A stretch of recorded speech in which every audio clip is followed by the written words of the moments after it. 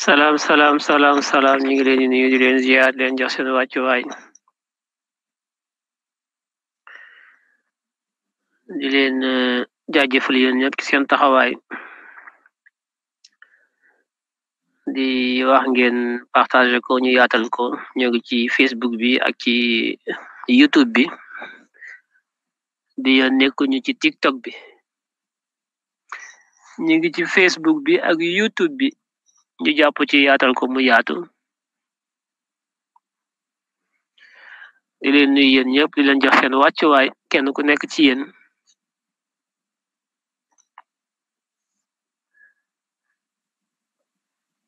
di am mbégte ci dajawaat ak yéen fii bëgg a def ak yéen waxtaan ci aspect boo xam ne dama jàpp ne aspect bu am solo la ci xeex bi ñuy xeex ndax souvent dañu koy xaw a négliger donte campagne bi commencé gul waaye dama jàpp ne war nañ ci mën a def ay waxtaan di ko xóotal daanaa ki def ay waxtaan muy ay waxtaan yoo xam ne c'est thématique ñu bari doon ko apprécier mais depuis quelque temps dama ko xawoon bàyyi ndax xam nga comme dañ ñu njett Ousmane Sonko ñu nekk ci benn bataille juridique yéeg wàcc avec la justice pour éliminer sa candidature ci lañ nekkoon ba bu ngeen xool 3 4 5 mois yëpp dañu bàyyi woon suñuy waxtaan yi ñu daan tàmm di def ak yéen muy di dugg ci ay thèmes sur le plan social sur le plan économique sur le plan industriel agricole géopolitique ak yooyu yëpp nga xam ne dañ ko tàmmoon di def ay waxtaan ñu ajandi woon ko ngir mën a jublu ci xeex bi bataille judiciaire bataille de l'opinion bataille populaire bi ci mbedd mi ngir ñoom état programme bi ñu amoon te mooy fexe ba Ousmane Sonko du bokk ci élection yi loolee moo taxoon ñu bàyyi suñuy waxtaan yi nga xam ne tàmmaloon nañ ko askan wi ngir jublu ci xeex bi xam na ñun ay paaka ñaari boor lañ suñu wooyee ci xam-xam mën nañoo ñëw ci xam-xam mais suñu wooyee ci gatsa tamit dañuy gatsa parce que projet bi loolu laaj day laaj bu ñu laajee xam-xam ngay indi xam-xam bu ñu laajee gatsa ngay indi gatsa loolu liñ ci man xeex nañ ko ci ça fait 6 mois ñu ngi ci combat boobu bataille juridique bataille de terrain xeex gatsa ba taxoon ñu aj waxtaan yi nga xam ne tàmmoon nañ ko ak yéen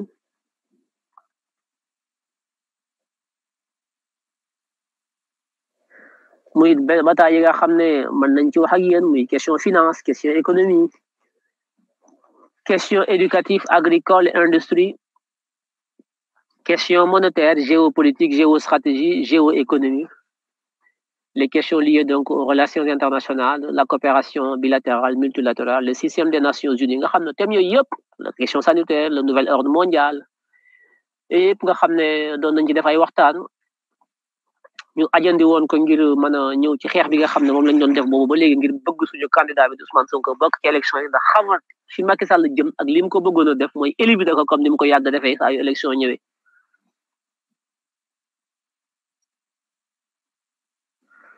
léegi xeex boobu daanaka booy xool man nañ ne weesu nañ ko weesu ni nañ ko ndax Ousmane fexe Macky Sall fexe na ba génne ko ci élection yi ndax xëy na liñ ci waroon a taxawee ci wàllu xeex ak jaamarloo ñu bari dañ jàpp ne waruñu ko def dañu wut stratégie moom Ousmane génn na def audio wala vidéo wax ne loolu moo ko waxe woon na nañu xeex waaye loolu stratégie la woon ut na beneen plan ut na beneen pexe donte moo ne woon amul plan B am na ko wax na ko nangu nañ ko ànd nañ ceeg moom dañ ko jàppale ci loolu incha allah moo tax ñu jàpp ne kon xeex boobu xeexu mbedd bi donte moo ko digli woon waaye ndekete boobu am na plan B te dañoo jàpp ne plan B amul ndax loolu la ñu waxoon mais comme plan B bi am na léegi wax na ko dégg nañ ko waaw dañuy ànd ak moom ci loolu jàppale ko ci fexe ba ñu am ndam ci plan B bi mais gëmuñu woon plan B moom lañu gëmoon mooy plan A di plan Z loolu moo mas a nekk sama taxawaay man toujours constant toujours cohérent toujours donc avec des convictions ci taxaw bi nga xam ne moom laa am léegi comme loolu féetu na boor ba am nañ benn candidat muy Diomaye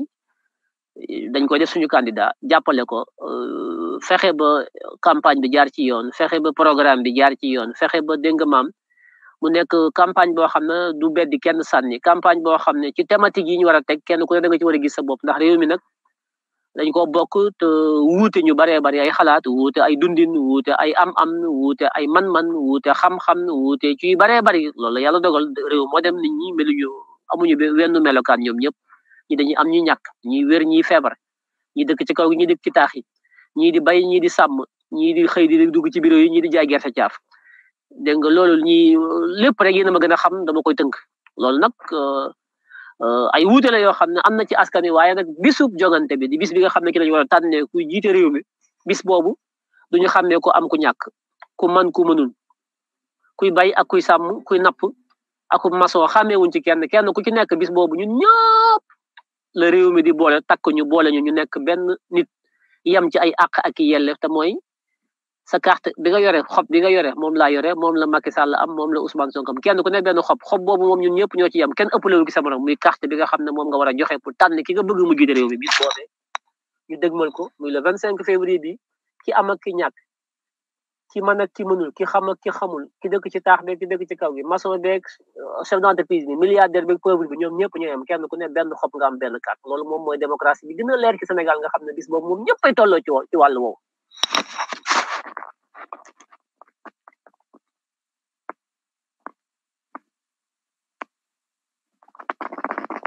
dinaa ñëw ci commission d'enquête parlementaire bi wax naa ki sànq mais dama ko def ci TikTok bi mais dinaa ci ñëwaat ci kanam su may avant may pare def naa ko sànq ci TikTok bi mais tey maa ngi YouTube ak Facebook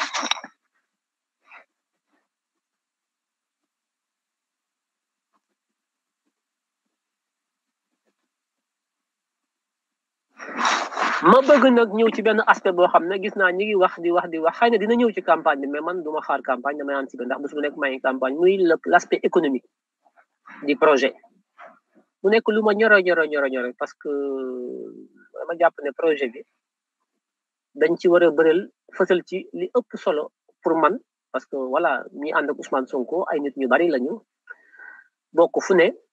wuute ci ay xalaat léeg-léeg mën nañ ne parti bi projet bi benn projet la mais ñi nekk ci projet bi dañuy am seeni xalaat yu wuute dafa am ay courant de pensée yi mooy sur le plan économique mën naa am ñu nekk ci projet bi ñoo xam ne man ak ñoom dégguñu mënuñoo bokk le courant économique maa ngi ni ñuy xalaatee ci wàllu koom-koom bokkul loolu am na ci parti yëpp parti boo gis ci àdduna li koy suuxat di ko doxal mooy économie santé les différents leviers de politique mu am ci ay nit ñu bokk gisin ak ñoo xam ne bokkuñu gisin loolu c'est une richesse loolu lu am solo la xëy na loolu bokk na ci tax bi ñu taxawal parti bi ñoom ci seen ay textes fondamentaux mooy statut yi ak règlement intérieur yi amuñu péete parti bi boo xoolee la doctrine du parti mooy le pragmatisme Ousmane Sonko ko wax xool naa ko ki teg ci effectivement loolu mooy ki nekk le PASTEF n'est ni un parti de gauche ni un parti de droite le PASTEF n'est ni un parti d'extrême gauche ni un parti d'extrême droite le PASTEF n'est pas un parti du centre le PASTEF c'est pas un parti de l'Est encore moins un parti de l'Ouest ce n'est pas un parti du Nord ou du Sud ce n'est pas un parti d'en haut ou un parti d'en bas c'est un parti hybride un parti qui avance un parti qui cherche le progrès social à travers le pragmatisme, l'intelligence du moment, le pragmatisme du moment. Et ça, c'est important. C'est important.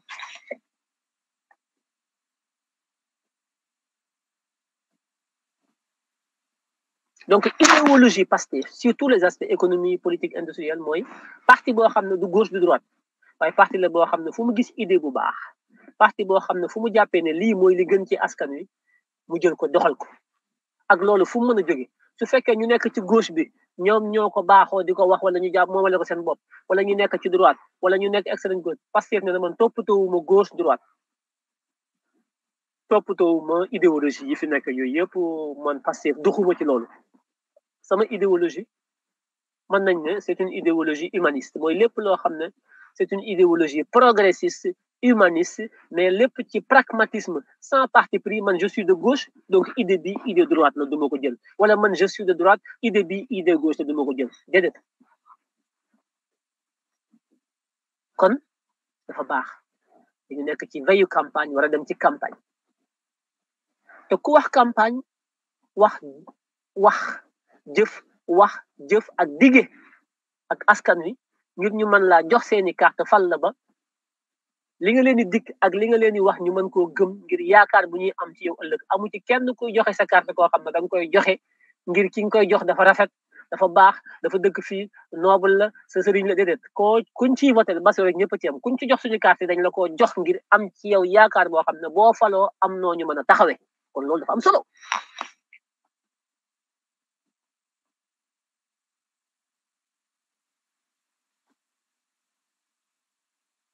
moo tax man dama bokk ci ñi nga xam ne ci biir militants yi ak sympathisants yi côté sympathisants yi man dafa am benn courant de pensée boo xam ne man dama koy xeex ci biir parti Pastef ak ci biir dynamique bu Pastef mooy benn courant de pensée boo xam ne man dama ko gëm te loolu man mooy sama taxawaay te loolu dama koy xeex pour mu taxaw mooy man le côté pragmatisme le côté économie de marché man dama ko gëm dama gëm compétition gëm économie de marché man dama gëm loolu fondamentalement pour man réew mi li koy soqali ce n'est pas du social réew mi li koy soqali mooy de l'économique man dama gëm économie dama gëm koom-koom dama gëm la dynamique de création des entreprises la dynamique de création des richesses dama gëm réew moo xam ne koom-koom moo koy lal man gëwuma réew moo xam ne ay dox ci ay dimbalante ak jàppalante loolu ci la bokk waaye man li ma njëkk a gëm mooy liggéey te liggéey mooy indi koom-koom loolu mooy sama première base mooy loolu mooy sama première doctrine man li ma gën a gëm du saraxe gëwuma saraxe gëwuma dimbal gëwuma dara li ma njëkk a gëm man li nit war a njëkk a def mooy liggéey ndax liggéey mooy indi koom-koom bu ñu liggéeyul koom-koom du am su koom-koom amul doo am yërmande doo sarax kenn doo dimbali kenn te nit bala mun a naam ne fa kii dimbali dafay fekk mu am kii am mooy kii liggéey ku dul liggéey mënoo am xanaa ngay sàcc kon fondamentalement priorité li nga xam ne moo jiitu ci politique mooy fexe ba wax nit ñi liggéey waaye pas social Sénégal dama gis ñu am vocabulaire boo xam ne dañu ko tàmm loo wax ñaan social kii nag social ku mën social la ku baax la gis nga loolu moo yàq réew mi kees gu ñu fi këpp social la ku këpp tàmmal nit ñi lu yomb jël xaalisu nguur di ko séddale ay nit wala di dik nit ñi su ma faloo naa leen jox lii naa leen jox lee naa leen may leen loolu amul fenn adduna bi amul lu ñuy séddale lu ñuy sëgg di for luñ fiy jox nit ay nit a ko liggéey dañuy liggéey ba noppi soog a mën a dimbalaat ku dul liggéey mënoo am payoor ku amul payoor mënoo dimbali sa bopp bay dimbali kenn kon ñun ku mel ne man damay xeex à côté de Ousmane Sonko fexe ba ñu jiital liggéey jiital dignité jiital koom-koom buy jóge ci liggéey pas koom-koom boo xam ne da ngay tàllal sa loxo ñu la ko jox ngeen tuddee ko social man gëwma social a priori li ma gëm d'abord mooy liggéey bu ñu liggéeyee ba am richesse soog a xool ñi nga xam ne ñoo ëpp ci askan ñi ngi dund ci seen liggéey ñi ci des nga xam ne mënuñoo dund ci seen liggéey dañoo laggi dañoo am ay tawat dañoo feebar wala boog dañoo seen loxo jël seen ginnaaw ndax dañoo néew doole wala jànguñu wala mënuñoo bokk ci ñi liggéey di am nga xam ne ñooñu lim bu ndaw lay doon ñooñee la ñuy faggul social ndax ñëpp mënuñoo liggéey il faut que am ci ñoo xam ne duñu liggéey waaye ñi war a ñàkk liggéey ab lim bu ndaw la war a nekk ci ñiy liggéey bi moo war a nekk priorité moo war a ëpp ci réew mi moo war a daj askan wi yëpp képp ku mën a liggéey am xam-xam amum njàng wala am métier dañoo war a fexe ba nga am liggéey di ci dund ndax loolu mooy projet bi waaye mënuñoo taxawal ab projet ci yelwaan mënuñu koo taxawal ci ay dimbal mënuñu koo taxawal ci social du soqali am réew ndax social ak ndóol la te ak ndóol kenn waru koo suuxat ci am réew man dama bokk ci fondamentalement ñoo xam ne damay taxaw suba bu Ousmane Sonko fala wala Bassirou wala ku mën doon di xeex pour que alalu réew mi ñu di ko orienté ci ñuy créer ay entreprise alalu réew mi ñu di ko dugal ci ñuy def recherche ak développement gëstu yu xarañ ngir mën a tabax am économie koom-koom bu am doole alalu réew mi ñu di ko jox doomi réew mi nga xam ne am nañu ay idée am ay projet nekk ay chef d'entreprise nekk ay industriel ay agriculteur ñu di leen jàppale ñuy créer richesse créer seeni entreprise dans le privé yombalal leen ko ñuy wulli li ñor ci réew mi meññeef bi yëpp di ko wëlbati ci réew mi di ci génne loo xam ne day am plus-value di ci embaucher ay nit di ci fay ay salaire ak i taxe loolu laa gëm te loolu dafa war a feeñ ci campagne bi li may wax nii dafa war a feeñ ci campagne bi dafa war a dugg ci programme Bassirou Diomaye Faye xaw ma ndax dina am wuuteeg bu Ousmane Sonko Ousmane sax ne da wuute ndax programme la ñuy campagne kon programme boobu dañu ko war a améliorer renforcer que dans son volet purement économique, financier et fiscal.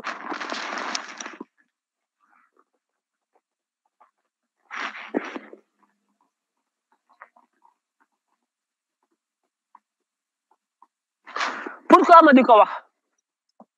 parce que ci réew mi la dëkk di wax ak ñu bari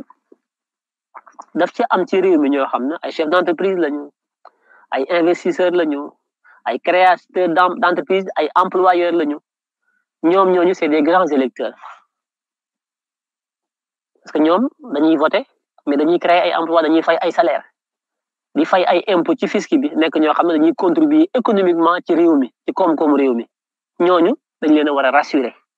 ñooñu dañ leen a war a xamal ne ñun ak ñoom ñoo ànd ñooñu dañ leen a war a wax ne ñun li ñuy xeex pour ñoom la bu ñu jëlee réew mi dañuy créer ay conditions yoo xam ne ñoom dañuy mën a am accès au crédit bancaire avec des facilités ñun bu ñu jëlee réew mi dañuy am une politique fiscale boo xam ne daf leen di inciter di leen encourager pour que ñoom ñu mën a créer ay emplois créer ay richesses payer des taxes payer des impôts payer des salaires ñooñu dañ leen a war a rassurer xam leen ne ñun duñu seen ay noon ñun jëluñu réew mi pour jël alalu réew mi di ko séddale nit ñi di ko lekk déedéet dañu jël alalu réew mi pour du ko dugal ci fi nga xam ne bu ñu ko fa dugalee muy am njàng indi xam-xam dugal ko foo xam ne ci ay laboratoire bu ñu ko fa defee ñu mën faa génn ay mbir yoo xam ne laboratoire yoo ko génn ci wàllu technique wàllu industrie wàllu mécanique wàllu science wàllu médecine wàllu agriculture wàllu biologie wàllu bio agricole wàllu lépp loo xam ne day def recherche développement fa la ñuy def alalu réew mi ngir di lan càmbar xel yi ñuy xel li ñu di ci mën a togg économiquement koom-koom boo xam ne dina mën a dundal nit ñi kon secteur privé national bu Sénégal les investisseurs sénégalais les hommes d'affaires sénégalais les entreprises sénégalais ñi nga xam ne ñooy embauché nit ñi di leen fay chaque fin du mois di fay salaire di fay ay taxes ñooñu c'est des doubles sénégalais ay sénégalais lañ comme yéen ak man di fay ay salaire di fay impôt ba noppi di voter comme yéen ak man kon ñooñu dañoo man lu bari ñoo xam ne mënuñu ñooñu dañ leen war a boole ci projet bi parce que le patriotisme économique Ousmane Sonko di wax patriotisme du rek ay social ak patriotisme dafa fekk aussi nga fekk ay sénégalais yoo xam ne ay chefs d'entreprise lañ ñu dooleel leen comme Emmanuel Macron bu jógee di tukki à l'étranger day jël les entreprises françaises yóbbaale leen fu mu dem di leen xeex la pour ñu am ay part de marché di gagner ay milliards di ko yóbbu France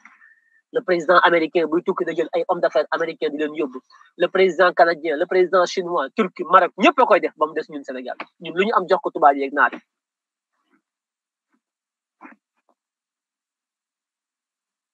réew mi investisseurs yi ñoo ko yore chef d'entreprise ñoo yore réew mi de coolu li ñuy wax yëpp sàkki nañu milliards yi ñuy wax yëpp jógewul ci làppato yi milliards yaa ngi jóge ci ñi xëy di créer seen ay société jël ay risques def ay emprunt ci bancaire yi ci banques yi def ay investissement di fructifier ñii di importer ñii di exporter ñii di produire de la richesse ñooñu ñoo yor koom-koom réew mi état bi ñu bëgg mooy état boo xam ne day créer les conditions de l'épanouissement d'une économie privée nationale état boobu la ñu bëgg sécuriser l'environnement des affaires, faire des facilités en termes fiscaux, en termes donc de procédures administratives, mais aussi faire en sorte qu'au niveau des banques centrales, la Banque centrale du Sénégal puisse quand même développer une politique fiscale, une politique monétaire, une politique donc économique qui permet aux banques privées d'avoir accès donc au crédit au niveau de la Banque centrale, mais aussi de permettre aux investisseurs privés nationaux d'avoir accès au crédit pour financer leur production, leur développement économique, parce que tout se tient.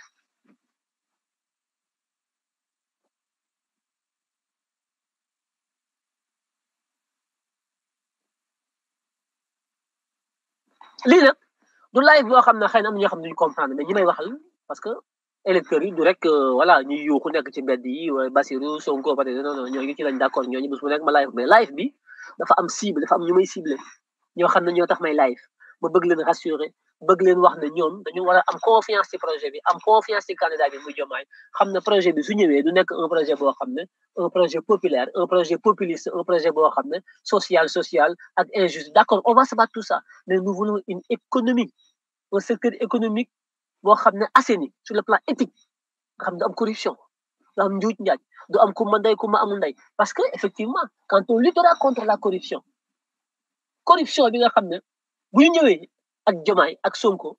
dañuy dindi lépp luy guerre ak xeex ak corruption dañ koy dindi ci secteur des affaires loolu dafa am avantage ci hommes d'affaires yi les chefs d'entreprise parce que corruption bi ñoom mën na am avantage ci ñoom mën na am inconvénient ci ñoom parce que bu fekkee da ngay corrompre pour am ku la ëpp doole moo lay gën a mën a corrompre pour xañ la part de marché mais bu fekkee dañoo dindi lépp loo xam ne corruption ci circuit des parts de marché yi la li lay mën a may marché mooy compétition si tu es compétitif tu gagnes des marchés si tu n'es pas compétitif tu gagnes pas de marché donc le secteur est assaini de façon à ce que tu ne peux plus perdre des parts de marché parce que dafa am ku jaar ci sa kaw jël alal jox ko kooku jox ko marché bi donc l'environnement des affaires lutter contre la corruption pour une bonne gouvernance dafa nekk intérêt sax le secteur privé national qui investit ñoom dañoo am intérêt ñoom pour que effectivement ñu mën a def ay marché public yoo xam ne dootul am corruption du am dara que le meilleur gagne.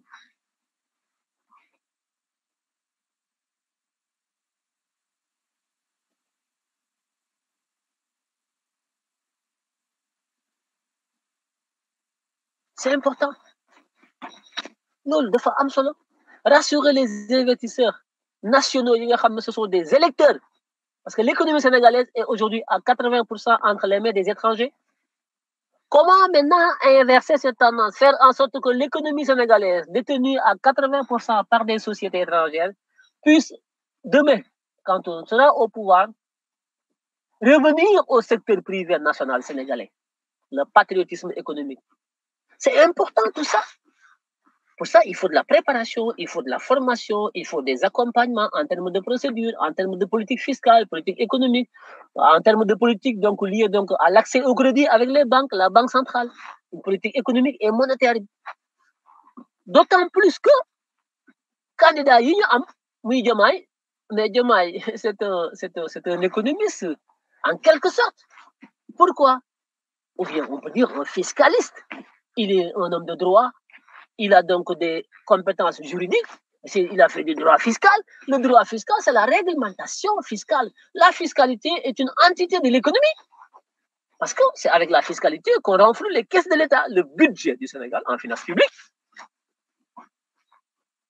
est alimenté par des recettes fiscales, mais aussi des recettes douanières.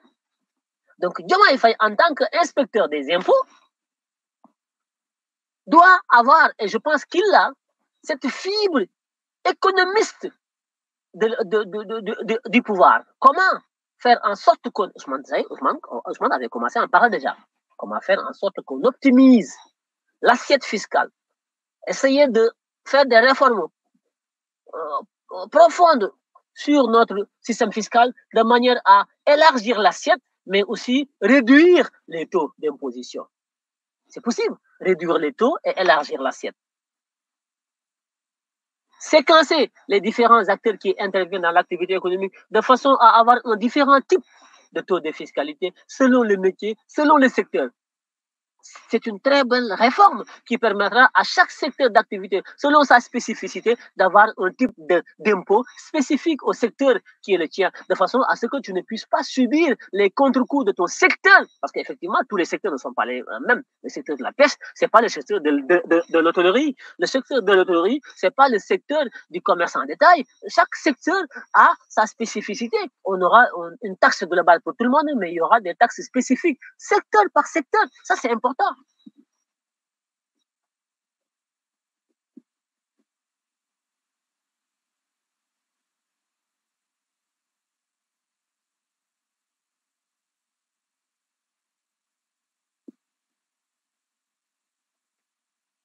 Il y a des gens qui n'ont rien compris. Ils passent leur temps à écrire, à commenter, à raconter des conneries. Que le projet, tout le monde le connaît. Il faut d'abord élire Diomaye. C'est quoi ces délires? Un certain Souleymane Diatta, l'officiel. Le projet, tout le monde le connaît. C'est quoi le projet? C'est quoi le projet? Souleymane Diatta, l'officiel. C'est quoi le projet? Tout le monde le connaît? Tu as vu cette prétention de dire que tout le monde le connaît? C'est grave de dire ça. Il faut d'abord élire Diomaye. Diomaye ne sera pas élu sans le projet. C'est le projet qui élit Diomaye. Quand on n'explique pas le projet, on ne peut pas élire Diomaye. Il ne faut pas être dans le populisme. Il ne faut pas être dans le terre-à-terre. C'est le projet qui élit Diomaye. C'est l'explication du projet. C'est le détail du projet qui élit Diomaye. Mais ce n'est pas Diomaye qui soit élu. On ne fait pas la charrue avant les bœufs. C'est le projet, la pertinence du projet, expliquer aux citoyens. Il ne faut pas avoir la prétention de savoir que tout le monde le connaît. C'est pas vrai ça. C'est de la facilité. Il ne faut pas tromper Diomaye. Il faut pas dormir sur ses lauriers. Si tout le monde le connaît, il faut le prouver. Il faut faire ce que je fais. Expliquer la pédagogie. Mais il ne faut pas être dans les réseaux écrire, c'est facile être derrière un clavier et dire que le projet, tout le monde le connaît. C'est faux. Tout le monde le connaît. C'est faux. Il ne faut pas dire ça. Si tout le monde le connaissait, on ne serait pas là on ne serait pas là à nous fatiguer. C'est pas Diomaye qui élit le projet, c'est le projet qui élit Diomaye. Donc si le projet n'est pas expliqué au détail, rassuré, tous les secteurs, tous les segments de notre vie, les agriculteurs, les investisseurs, les industriels, tout le monde, secteur par secteur, expliquer le projet de façon à les rassurer, à les inclure dans le projet. Il ne faut pas être facile. Moi, je ne suis pas comme vous. Il faut être dans le détail, être méticuleux, être pédagogue, expliquer, encore expliquer, comme le fait le forgeron. Quand le fer est chaud, il tape, il donne des coups de marteau. Plus il donne les coups de marteau, plus la pièce sera belle. Il faut savoir taper sur le fer pendant qu'il est chaud pour avoir une belle pièce au froid. Mais oui, projet bi di wax nek dans vos rhétoriques à 2 balles. C'est pas comme ça qu'on va élire les Bassirou Diomaye Faye. Arrêtez la paresse.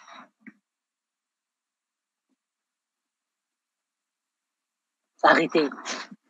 Quand les gens font des efforts pour expliquer le projet sur le plan économique, sur le plan fiscal, sur tous les aspects, on va toog ci live naan woy projet bi ñëpp ko xam dañu war a fal Diomaye.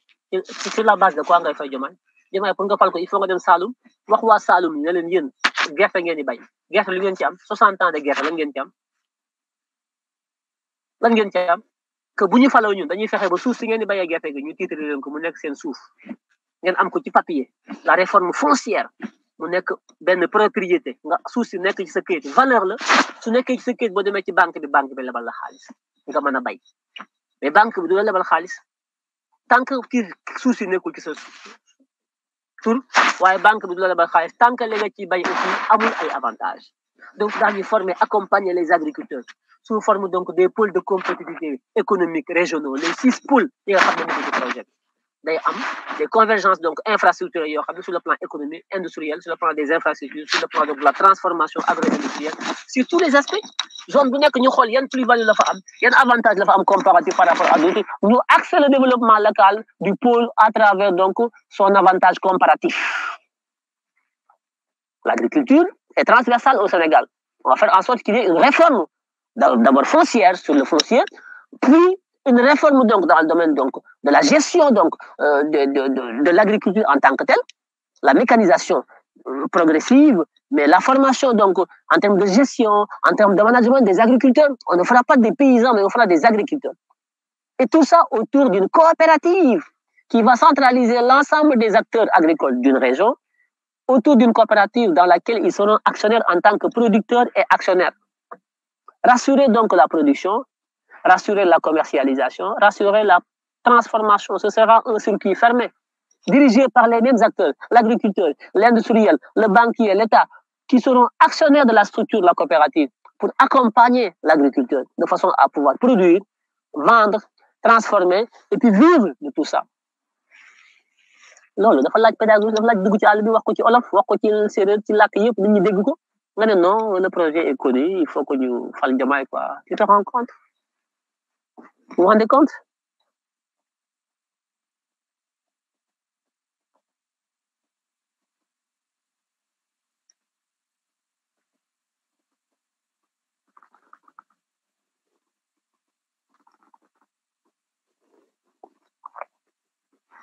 il dit si tu es méticuleux comment tu te fais que tu te gourres le plus souvent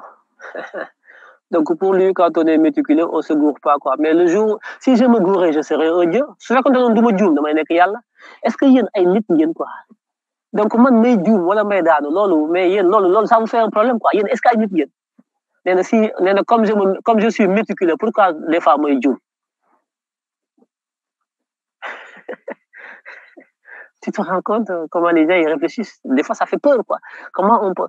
naka lañ mën a amee ay nit ñu mel ni quoi ay sénégalais yu mel ni ñu dañu war a développer des fois damay tiit mën a ñun Diomaye bu ñu ko falee wala Sonko est-ce que ñun Sénégal pare nañu pour tabax ko quoi parce que yenn xel yi soo leen dégloo ñuy wax da ngay xam ne ñii mais on a des problèmes hein, pour construire ce pays pour ñoom man Akhenaton benn yàlla la bu taxaw quoi que moom lu mu wax noonu la que moom mais man je suis extrêmement méticuleux mais être méticuleux ne veut pas dire que yow tu te trompes pas tu te fais pas des erreurs man du ma yàlla man nit la Ousmane Sonko day juum man damay juum yow da ngay juum mais ma juum Ousmane Sonko juum Macky Sall juum keneen juum mais où est le problème pourquoi vous êtes dans les détails vous ne regardez que ces petits détails là mais c'est ceux qui savent qui se trompent c'est ceux qui essaient qui tombent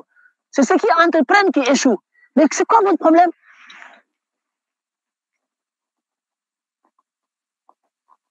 mais il y a des esprits comment on peut construire ce pays avec des esprits comme ça vous vous rendez compte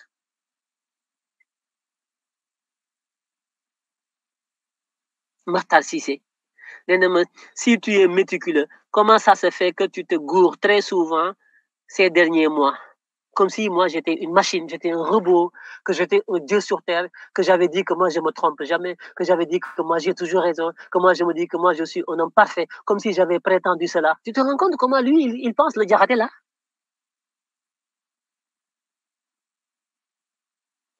Bon, bref, on continue parce qu'il y a du tout aussi pour faire au monde. C'est dommage, mais bon, c'est comme ça. Mais il ne faut pas donner l'image du projet sous l'angle d'un projet de gauche, un projet populiste, un projet populaire, un projet de revendication populaire, un projet d'extrême gauche. Il faut pas donner cette impression-là. Il faut pas. Je suis contre. Nous devons avoir un projet bien structuré qui met au cœur de sa dynamique l'économique, la création de la richesse. La richesse, la création de la richesse, la création de la croissance, la création de l'économie, la création de la richesse. Parce qu'on ne peut pas construire ce pays sans la richesse. Du ci wàllu santé du ci wàllu mbay du ci wàllu napp du ci wàllu dara sans koom-koom te koom-koom liggéey moo koy joxe kon suñu axe ci projet bi mooy liggéey promouvoir le travail promouvoir la formation promouvoir l'accès à l'emploi promouvoir la création d'emplois et ñi koy def ñi créer emploi c'est pas tout le monde qui crée des emplois ce sont des chefs d'entreprise qui créent les emplois kon ñoom suñu ay partenaires lañu dañ leen a war a rassurer dañ leen a war a inviter dans le projet dañ leen a war a sécuriser xamal leen ne ñun lii ñuy xeex bu ñu faloo ñoom ils auront leur mot à dire dans nos plans de stratégique de développement économique et social ñoom ci lañ bokk le secteur privé national sénégalais dañ leen war a accompagner ce sont nos partenaires ce ne sont pas nos ennemis on ne demande pas à avoir le pays pour jël budget bi di ko saam di ko joxe non non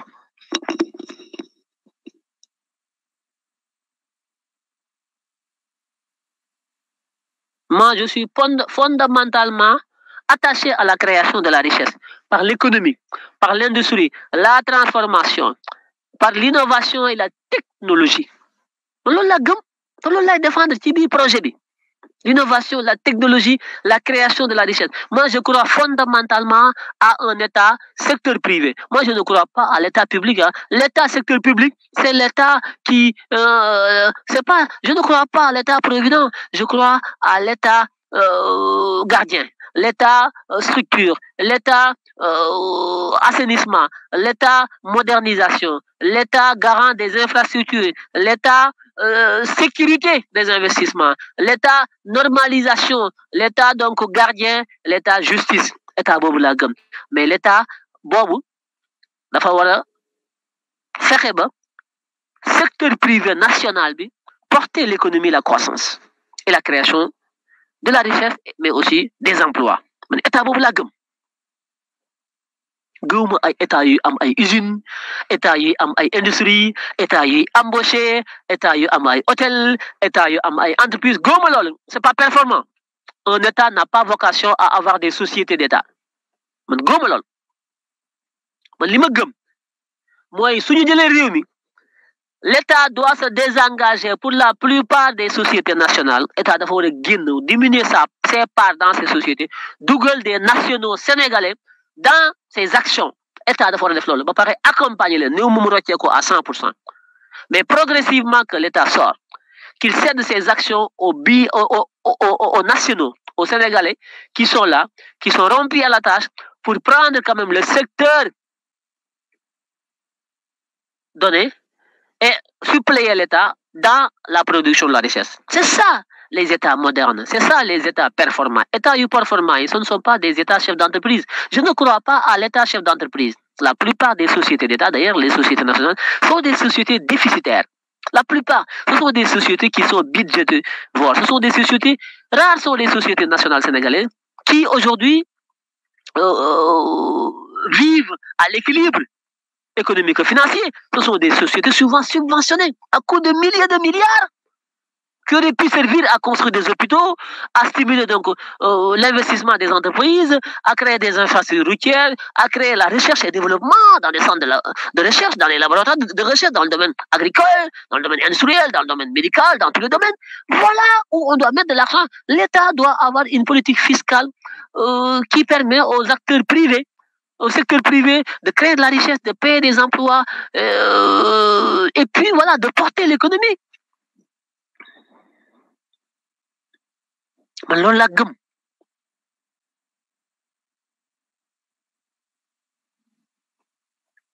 loolu laa gëm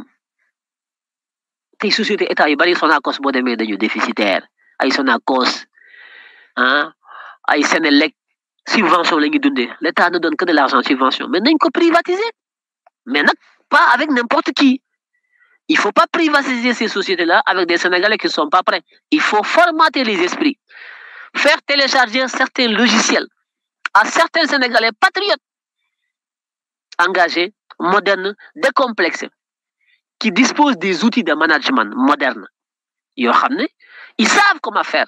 mais ils sont patriotes. Ces gens-là, l'État doit se désengager de ces sociétés-là pour leur céder ses actions, de façon à ce que l'État se contente désormais de récupérer des impôts, des taxes et tout ça. C'est ça une société. Les États modernes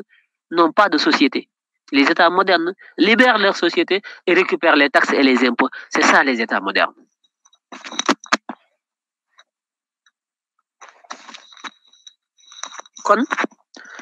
Il ne faut pas toujours qu'on ait une idée de l'État. L'État qui va dimbali, l'État qui jox ay nit, l'État boo xam ne su faloo day jël budget bi saam ko jox nit fi social. Je ne suis pas contre le social parce qu'il n'y a pas un modèle parfait comme il n'y a pas un être humain parfait. Nit ku mat amul, modèle bu mat amul.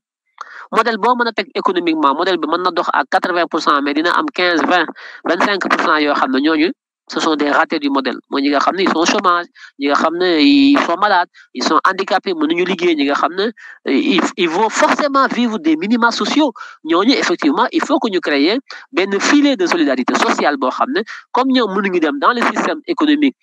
qui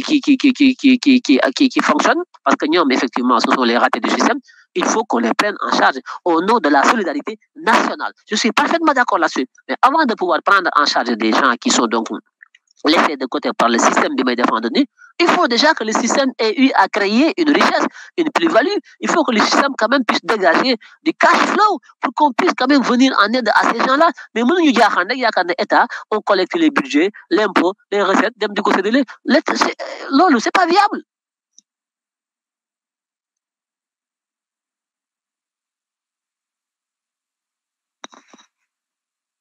C'est pas viable.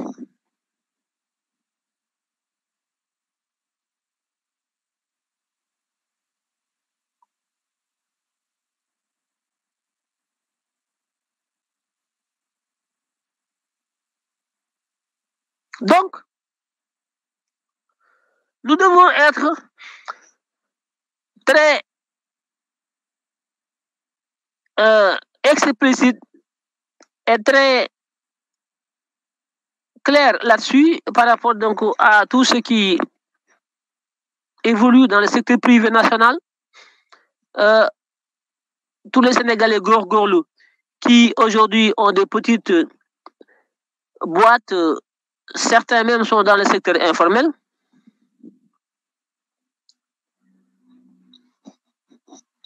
Donc, ces gens-là, nous devons les accompagner, les rassurer, projet modèle économique bi ñu am mooy modèle boo xam ne dafay renforcer le secteur privé national, dafay accompagner, dafay dimbali en termes de facilité fiscale, en termes donc d'accès au crédit, dafay encadrer, dafay nekk un partenaire privilégié du secteur privé national sur tous les aspects pour que ñu performant, ñu compétitif, mën a créer des richesses, créer de la valeur ajoutée, créer des emplois, payer des salaires, payer des taxes, des impôts, payer donc tout ça. Voilà un État performant. Mais pas société social. J'entends souvent les Sénégalais parler de social. Non. Social, baaxul. Li baax mooy ñu utal leen liggéey. Li baax mooy ñu fexe ba ngeen am liggéey di liggéey yor seen salaire nga xam ne da ngeen am dignité parce que ki lay dimbali bu yàggee daf lay yàpp. Ki lay dimbali di la dimbali bu yàggee mu yàpp la miin la. Ki la bëgg mooy ki lay utal liggéey. Nañu am culture travail liggéey mais pas culture tàllal loxo social. Social moom képp ku ko bëgg a dundee daanaka mooy ku nangu nekk jaamu nit. Ku lay dimbali bu yàggee mu yab la loolu dañ ko war a génn suñu xel yi fexe ba ku ñuy fal nañ ko fal que bu ñëwee mu fexe ba li nekk ci réew mi ci koom-koom ñu fexe ba wëlbati ko ba nit ñi mën cee dugal seen loxo di ci liggéey di ci am payoor lii mooy modèle bi nga xam ne man moom lay défendre ci biir projet bi.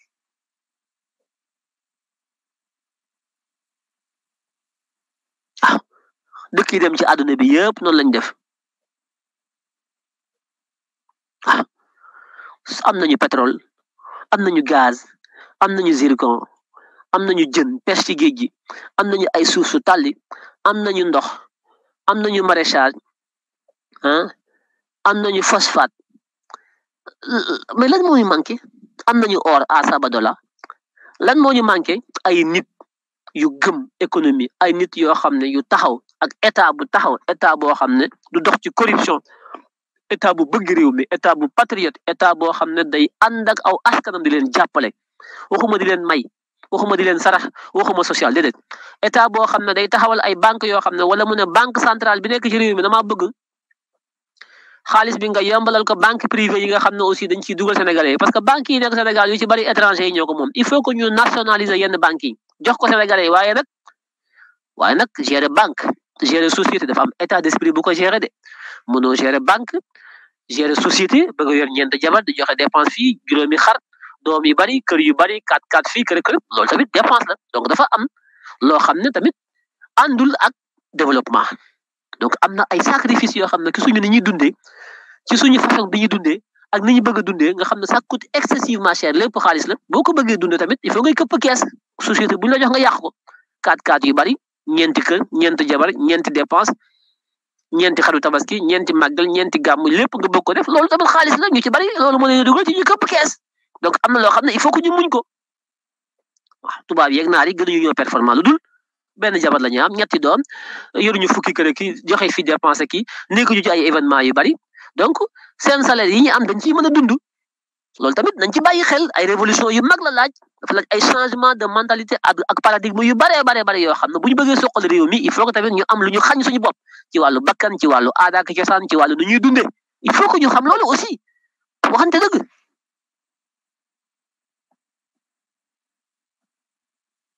suñu train de vie ñun sénégalais yi màggal gàmmu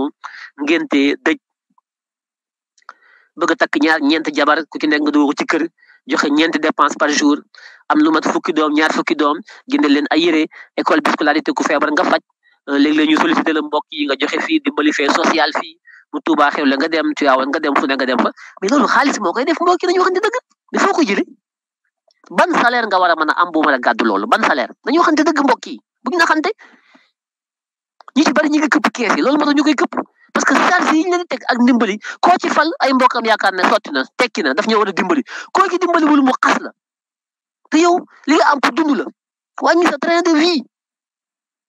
fexe ba li ngay fayee ko comme salaire nga fexe ba organiser sa dund ci li nga am ci sa koom-koom mu lew la domb bu fekkee salaire bi benn jabar nga ci mën a am ak ñaari doom nga am ko ci ak genn kër wala genn appartement nga yem ci am sa dignité tey xëy teel a xëy naaje wàcc fexe ba sa njaboot googu ñu dara bañ leen a manqué leneen lu la nit ñaan moo xam sa mbokk la te amoo ko nga ne ko ëwmu ko bu ci am kerse bu la xasee sa yoon nekku ci parce que doo ko sàcc sa liggéey mu lew la domb mi ngi sa poos sa jabar ji nga am ak say doom ñooy priorité bi ñoom la war a dundal su ko weesoo nag keneen koo ci mën a jàppale nga jàppale ko ci mais bul sàcce àlalu réew wala ngay dugg ci corruption ngir bëgg yaa ma neexe ki nii laa mel ki ku ñu lay tagg ki ay géwale ki ngay joxe loo xam ne amuloo ko loolu lu yàq réew mi li yoo ko yàq dañuy yar suñu bopp aussi parce que su ma nee dañuy am plan de développement économique am benn patriotisme économique jàppale sénégalais jox leen koom-koomu réew mi ubbi leen ay facilité ci banque yi jox leen ay financement léegi nga maam jox leen marché public yi accompagner leen état bi ñëw Bassirou ñëw Ousmane ñëpp ñu accompagner leen suñ ko waxee tamit loolu bu ñu ko def ak koo xam ne tamit ab sénégalais lay doon certes waaye ñeent jabar ki téeméeri doom ki màggale ki gàmm ko cant ki ngénte ki dëj ki yeelu maama ki sukkari koore ki umra bu dégg bëccëg ki dem màkk gi dul jeex dama ne mbokk yi dañ leen waxante dëgg waxante dëgg de duñ naxante de nañu jël suñu ni ñuy dundee ñu méngale ko ak suñu am ak suñu man bañ a def lu ñu mënul bañ a dugg ci lu ñu mënul bëgg ay jabar yu dul jeex ki nappaaje gu dul jeex te yoroo ko da ngay sàcc alalu réew mi wala nga sàcc sa alalu morom wala nga fen dong ñu ci bari ngi ci kaso yi ñu ci bari ñu ngi leen jiñu sàcc parce que nappaaje dong leen ci yóbbu ak bëgg seen topp seen bakkan dañu yar suñu bakkan yi dañu yar suñu bakkan yi préparé wu nous sommes dans une révolution des mentalités une révolution à tout point de vue économique financière une révolution industrielle une révolution générationnelle une révolution sociale économique culturelle à tout point de vue. Il faut que nous préparions à une rupture totale, une rupture épistémologique, une rupture fondamentale, aussi bien sur nos comportements, nos cultures, sur plein de choses. Il va falloir faire des ruptures fondamentales pour pouvoir asseoir un modèle de développement économique qui correspond à une nouvelle réalité que nous allons inventer. Nous avons des mots yéen ñeent jabar bu tabaski ñëwee ku nekk bëgg am xar ku nekk bëgg am yére nga jënd ay gasneer jënd ay dàll jënd ay xar mbokk yi boobu ban salaire ko attan la vie coûte cher la vie coûte cher wax dëgg yéen ñaari kër fay fi courant fii ndox fee ndox dépense fee ku feebar nga yóbbu hôpital mbokk yi gars yi kees boo doon jox ñu këpp kees boo leen jox ñu sàcc ko c'est normal parce que seen train de vie moo cher tubaab yi amuñu train de vie naar yi amuñu ko kenn amu ko Sénégal ngay ñëw Afrique ñu yor ay jabar yu bari yor ay doom yu bari ku nekk kër dépense yi la vie coûte cher dañu wax dëgg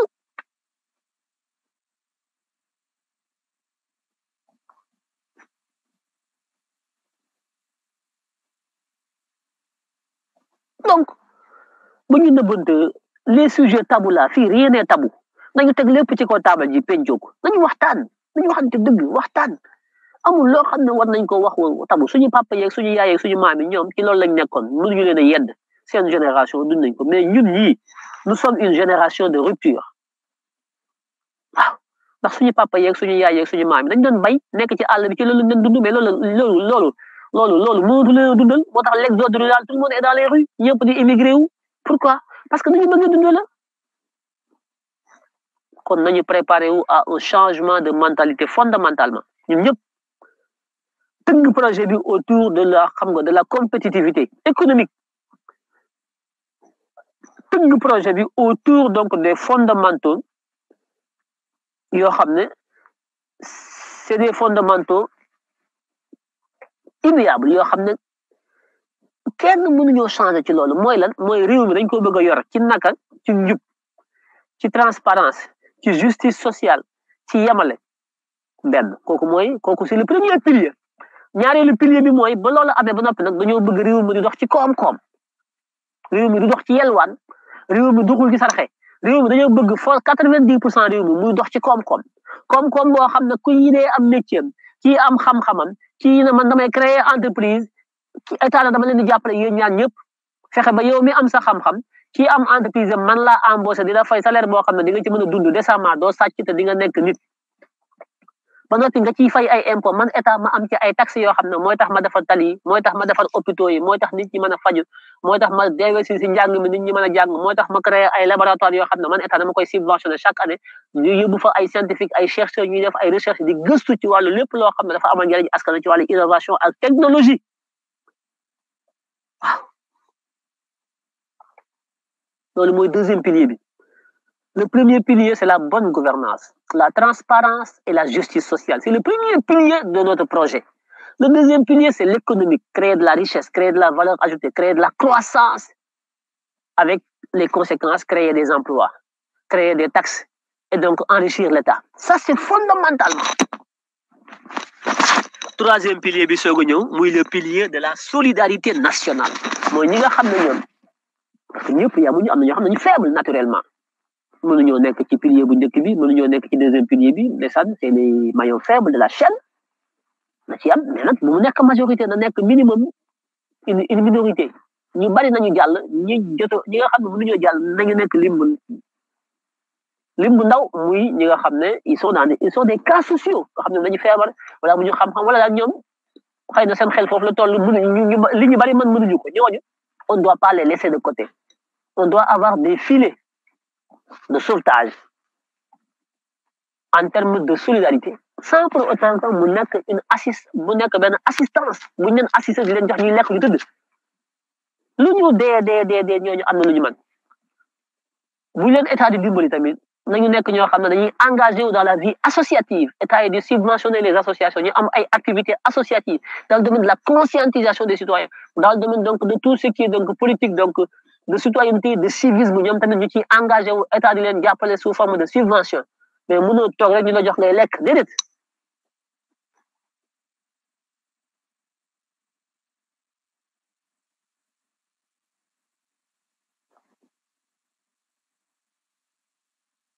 c'est ça.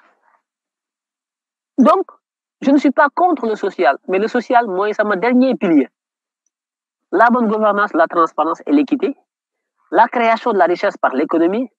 et la distribution de la richesse par le social, la solidarité nationale. Voilà les trois piliers fondamentaux qui doivent gouverner le projet que nous portons aujourd'hui. Et cela doit être expliqué de façon claire. Qui l'accueille pour la police, Diola, Mandeng, Malenke, Jahanke, tout. dugg ci àll bi wax ko nit ñi xam leen na ñun Pastef projet bi mu yore du projet gauche droite du projet pël jola projet bu pragmatique la projet boo xam ne bu ñu demee fongale mi ca Salémata ca Kédougou la fa war a am loolu lañ fay def bu ñu ñëwee Dakar li fi war a am lañ fiy def bu ñu demee Njàmbur dañuy xool ñoom seen spécificité ci loolu la ñuy ànd ñoom ça c'est du pragmatisme ce n'est pas benn projet de gauche de droite boo xam ne projet bi yow moom ngay téye foo dem rek même modèle bi nga fay appliquer c'est pas comme ça. Quand on est de gauche ou de droite, on a une même politique uniforme boo xam ne boo demee Ziguinchor même politique bi nga fay appliquer nga dem Saint-Louis même politique bi nga dem Salémata même politique bi nga dem Kaolack même politique bi nga dem Dakar même politique moo tax ñi fi jiite réew mi ñëpp boo xoolee 1960 ba léegi ils ont les mêmes politiques gauche comme droite même politique amul différence dafa jot nag ñun ñu ñëw indi une politique nouvelle boo xam ne c'est une politique avec des approches locales une politique avec des spécificités locales yoo xam ne dañu koy mettre en œuvre suivant un nouveau concept qui tourne autour du pragmatisme le pragmatisme mooy maanaam amul idée gauche ak droite idée yi nga am peu importe ban coloration la am l'essentiel mooy na dox le pragmatisme de Deng Xiaoping son pragmatisme voilà.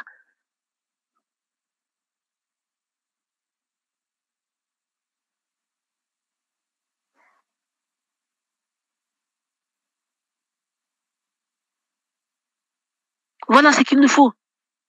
Donc,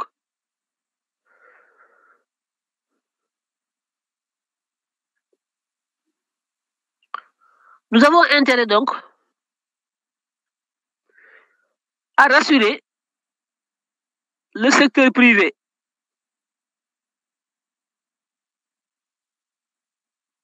national, à les inclure dans nos stratégies de développement économique et social, à les considérer comme de vrais partenaires. C'est important.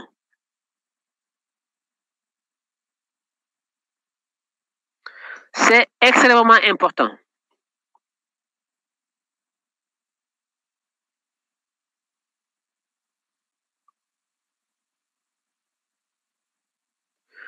Comme je ne sais pas ce que le parti va faire, la coalition va faire, mais moi, personnellement, je compte mener une campagne sur des aspects économiques, de création de richesses, de création d'emplois, sur des aspects aussi liés donc à une politique fiscale. Bo xamné dina mëna permettre ñu am un développement économique social harmonieux, durable, mais aussi pérenne. C'est important. Parce que souvent, le projet, ça tourne autour de injustice, problème de justice, problème d'éthique. Effectivement, les Sénégalais aujourd'hui ont soif de justice. Le problème fondamental du régime de Macky Sall, c'est un problème lié à la justice, à l'équité. C'est vrai. C'est vrai. Cet aspect a pris le dessus sur tous les autres aspects. Au point qu'on ne parle que de justice, d'injustice, de corruption. tout le règne de Macky Sall est rythmé par la corruption et l'injustice. Au point qu'on ne parle que de ça. Dans les médias, les télés, partout, on ne parle que de ça. Même aujourd'hui, le débat à l'Assemblée, tout ça, on ne parle que de ça. On a occulté, les aspects économiques, les aspects de développement industriel, agricole, de transformation de nos produits, les aspects liés donc à la politique fiscale, les aspects liés donc à la croissance économique. Non, c'est même pas un débat. Personne n'en parle.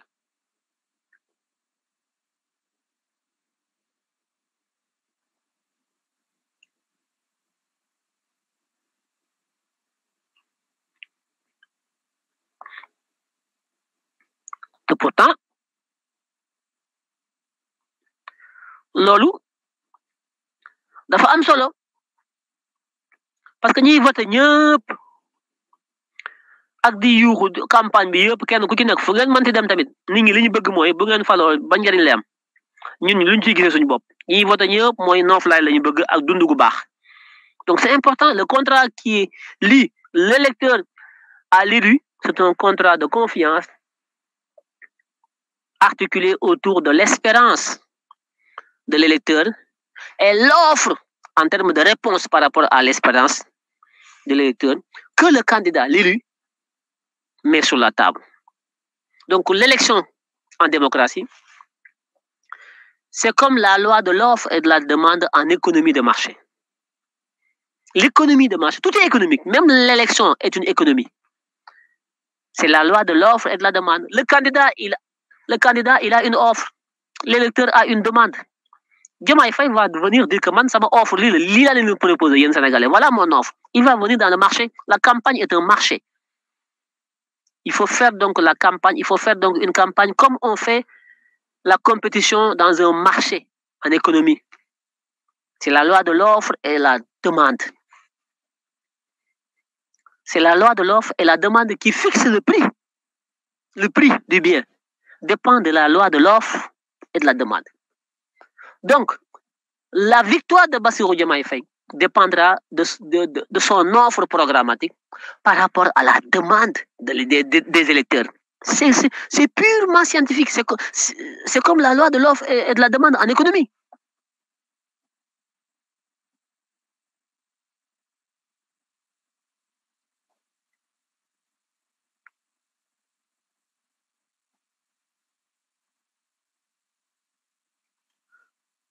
Comme nañu fexe ba aspect boobu muy aspect transversal du projet n'est que quelque chose qui prend le dessus sur les aspects un peu colorés des idées de gauche, gauchistes, ce chauvinisme de gauche débridé, caviar, qui nous parle de revendication, de syndicalisme, de classe, de lutte entre les pauvres et les riches. Il ne faut pas qu'on rentre dans ça. Il faut éviter ce populisme. Il faut éviter ce clivage qui peut porter un sacré coup au projet. Dans nos éléments de langage, dans nos argumentaires, mais aussi dans nos convictions. Il nous faut aujourd'hui être à la fois des humanistes convaincus, mais il nous faut aussi être aussi des économistes en phase avec les nouveaux outils de management de l'économie, sans complexe ni rien. Il nous faut être des gens qui rassurent le secteur privé économique national. Il nous faut être des gens capables de transformer fondamentalement l'économie sénégalaise et la société sénégalaise, tout en étant nous-mêmes, tout en ayant à la fois une attention particulière sur les mécanismes de création de la richesse, les nouveaux outils de management, en économie, en finance, en fiscalité, en tout, mais aussi attentif sur la destination de ces richesses, à savoir l'épanouissement de l'humain. Il nous faut à la fois être un économiste et un humaniste. Il nous faut avoir un projet qui tourne autour de ça. L'économique est un humanisme. Il nous faut inventer cela, que l'économie soit de l'humanisme.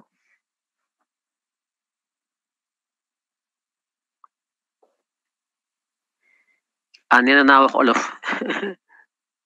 waaw Bousso waaw li ma bëgg a wax rek mooy bëgguma ñu campagne ci campagne boo xam ne dañ koy jëmale ci wàllu sarax ci wàllu ndimbal ci wàllu social ndax nit bala mu ne naam na fa ki ngay dimbali day fekk nga tane ko kon li ñu war a campagne mooy fexe ba wax nit ñi ne buñ jëlee réew mi ci projet bi ak jomaay dañuy fexe ba taxawal ay jëmtukaay ak i mbir yoo xam ne koom-koom bi nekk ci réew mi daañu fexe ba mu tegu ci doomi réew mi fexe ba jàppale leen ànd ak ñoom ba ñu mën a taxawal ay société bay mën a embaucher ay nit yu nekk ci biir réew mi ndaw ñi ñu mën a dugg ci li seeni entreprise yooyu di fa liggéey am fa ay payoor di fay ay salaire di fay ay taxe état bi tamit am ci xam ndax ku am liggéey di ci dund da ngay fay taxe dund bi da ngay fay kon njëriñu état mooy fexe ba koom-koom bi nekk ci réew mi usines yi fi nekk ak richesse yi fi nekk ak or beeg jën yeeg yëpp ñu fexe ba mu tegu ci loxo état société yi fi nekk te état dugal ci loxoom état na ci rocc loxoom jël ay sénégalais dugal leen fa jox bàyyi leen ko ba noppi nekk ci ginnaaw di leen accompagner ñoom ñuy liggéey di créer ay richesse di créer dégg nga alal ju bari di ci embaucher ay nit di ci fay ay taxe di ci fay état ay taxe état di ci defar ay hôpital di ci defar ay tali di ci defar lépp loo xam ne doomu aadama da koy soxla lii kese mooy état amul leneen waaye lépp nag li ko mën a suuxat mooy ñu jëlee fi guerre jëlee fi sàcc alalu réew mi jëlee fi fen jëlee fi kumba amul ndey jëlee fi attekaay yoo xam ne dañuy xool ku ñuy jàllale ku ñu jàllale mu nekk attekaay yu tëddee njaaxaanaay yu mucc yoo xam ne ak guerre yëpp jóge fi loolu bu amee nag koom-koom bii day mën a am nga xam ne léegi réew mi dañuy fexe ba jàngal gone yi utal leen ay métier utal leen liggéey mooy soqale am réew dama bëgg projet bi ñu teg ko ci liggéey bañ ko teg ci saraxe ke yelwaane ki social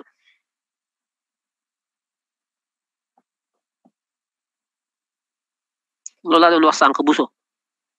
ñu bañ koo teg ci yelwaan bañ koo teg social parce que social moom Sénégal tam nañ ko lool ku ne bilaay ku baax la ku mën social la non kii ku baax la nañ ko fal social moytu leen di fal ku joxe social ndax social corruption la guerre la nit ki day fexe ba am alalam dina ci compa ndànk ngir nga fal ko boo ko falee mu fàtte la social kenn du ko dundee ab làppato mooy dundee social mooy ndimbal mooy tàllal sa loxo rek ab jaam moo ko def nit da ngay fexe ba bu nit ñi xëy nga xëy bu nit ñi amee seen payoor nga am seen payoor bu nit ñi créer société nga créer société fexe ba li nga moom sa bopp kenn du la ko may kenn du la yab ndax képp ku lay may ngay dund bis danañ xëy mu xas la te doo ci mën dara as gor day nekk as gor fexe ba li muy am ñaqam may ko wala dooleem wala xam-xamam ba kenn du ko yab ku ko nar a jàll baat mooy taxawal wax la dëgg dox ndax li ngay dundee gannaaw yàlla kenn joxu la ko kon social day suufeel nit social baaxul social képp ku koy lekk xamal ne yow ku suufe nga ku ñu mën a yab nga ku ñu mën a xëy xas la te doo ci mën dara moo tax man gëwuma social li ma gëm mooy liggéey ak payoor man loolu laa gëm waa PS nag ñoom loolu la ñu xam loo wax ñu ne social PS APR social PDS social tappale social mooy corruption mooy jël alalu réew mi séddale ko ñu ndóol ñi ngir bu élection ñëwee ñu jàppale la loolu mooy corruption mooy guerre loolu du social mooy du ngeen jóge ci ndóol mukk dañ leen di bàyyi ci ak ndóol di leen suuxat di leen may di leen wis pepp moo xam ne askan wekk moom ñu leen koy suy ngeen di cof di cof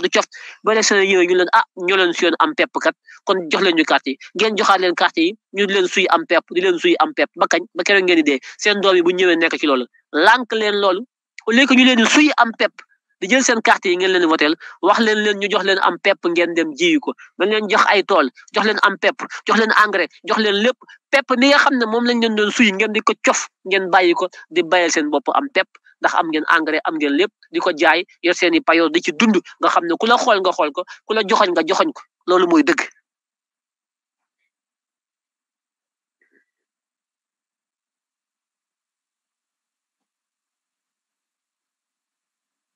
nit boo ko tàmmalee di ko jox muy lekk di ko jox mu dund mais bu yàggee def dara day yaakaar ne loolu la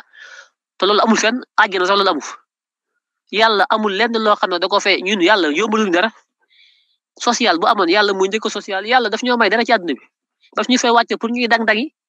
dund gu yàlla bu ko neexoon dégg nga maam yàlla fii dara gratuit fi amul lu fi gratuit lu fi waaye am da ngay dang-dangi yàlla daf ñoo yombal amul lu fi yomb amul lu fi nekk gratuitement loo fi gis boo ko bëggee dafa am nooy def da nga koy jënd wala nga joxe sa doole wala sa xam-xam soo ko deful doo lekk yàlla ji ñuy wax amul lu muy mayee lu gratuit àgginaam jee da la koy jaay de dafa la defal ma lii pour dugg fa boo ko deful doo fa dugg kon lu yomb amul fenn social yàlla ci boppam moo ko njëkk a teg fee yàlla day jaayante àgginaam jee ku jaayante wala moom doo ca ñam bu ko neexoon mu teg ko ne social ku ñëw duggal defu ko kon lu tax ñun ñu bëgg fee nekk yaakaar na dund bi dafa yomb social ay caaxaan la du dëgg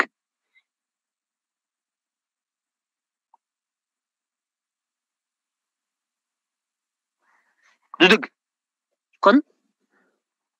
bu ñu mettre trop en avant l'aspect trop chauviniste de la politique de gauche nous sommes des gauchistes, nous sommes là, nous luttons contre la mondialisation. On ne peut pas lutter contre la mondialisation. On ne peut pas. On ne peut pas. On ne peut pas. La meilleure façon de lutter contre la mondialisation, c'est d'armer tes nationaux. La mondialisation est une force. Il y a des avantages et des inconvénients. Yo, patriote, projet B. Il y a armé sa équipe. La mondialisation, c'est un combat mondial. Les Chinois ont armé des Chinois. Les Japonais ont armé des Japonais. Les Français ont armé des Français. Les Russes, chacun arme ses nationaux pour aller compétir dans le marché mondial. Tu ne peux pas talk finalement. Oui, je suis contre la mondialisation, mais beaucoup après, tu es contre la mondialisation. Pourquoi tu es contre la mondialisation? Tu ne peux pas. La mondialisation, c'est un marché où on vend, un marché où on achète. Tu es contre. Si tu es contre la mondialisation, tu vas vendre ton pétrole où et ton gaz. Si tu es contre la mondialisation, tu vas importer. Importer di jaay. Da ngay jënd bitim réew di jaay bitim réew. C'est ça la mondialisation. Tu es contre. Da nga bëgg tëj say frontière tëj sa lépp. Na yow lépp am nga ko soxlawul kenn soxlawul tëju amul fenn loolu ñu koy wax xamuñu la mondialisation amna ay avantages amna ay inconvénients la mondialisation n'est pas mauvaise en soi elle n'est pas non plus bonne en soi tout dépend de comment on y rentre et comment on en sort la mondialisation est un marché bu bon ak marché bu baax amul marché bu mondialisation c'est un marché boo xam ne boo amee sa jën dem jaay bo amé sa yap dem jaay waye marché la bo xamné bo amé dara ci sa poche dem jënd dem jënd jaan dem jënd yap kon kay bul na marché bi baxul bax bi ak bon yu marché bi mi ngi aju ci li ngay jaay yow wala li nekk sa poche ak no fay togué ba démé ci marché ba noy waxalé naka ngay jaayé say jën ak naka ngay jaayé sa marché ba am bénéfice wala naka ngay jëndé jën naka ngay jëndé yap ba do ko jënd bu cher lolu ci yow la aju yow waye ajuwul ci marché bi yoon newu ci nous devons nous préparer à la compétition mondiale nous devons nous préparer à être compétitifs tant du point de vue de nos importations que de nos exportations nous sommes dans un monde interconnecté ma ngi taxaw fi di wax tay ngeen may dégg yeen ñi may déglu xobu fu ngeen nek c'est la mondialisation si ma tok la tok di live ngeen may dégg di commenter ñuy interagir c'est la mondialisation légui mondialisation dafa am lo ci jël am lo xam dang koy dak lolu moy lan dañu waxante dëgg li may def ni c'est la mondialisation fi ma tok lay tok ci live ngeen may dégg yeen ñëpp c'est la mondialisation li may def ni c'est la mondialisation donc mondialisation lepp bonul lepp baxul ñun ñoo wara préparer wu changer suñu disque yi préparer suñu xel yi former wu am xam-xam am fit am compétitivité am expérience am expertise gëm suñu bop baña am ay complexe ci japonais chinois ak français suñu yoon nekku ci taxaw nak deugal dem ci marché bi nak di jaay ak jënd comme niko ñëpp défé pour nak fexé ba tirer notre épingle du jeu mais le jeu il est mondialisé c'est comme ça c'est fini ken amul safaram taxaw nan oui nous sommes contre la mondialisation c'est du populisme ku koy wax da ngay tiaxan xamoo li xew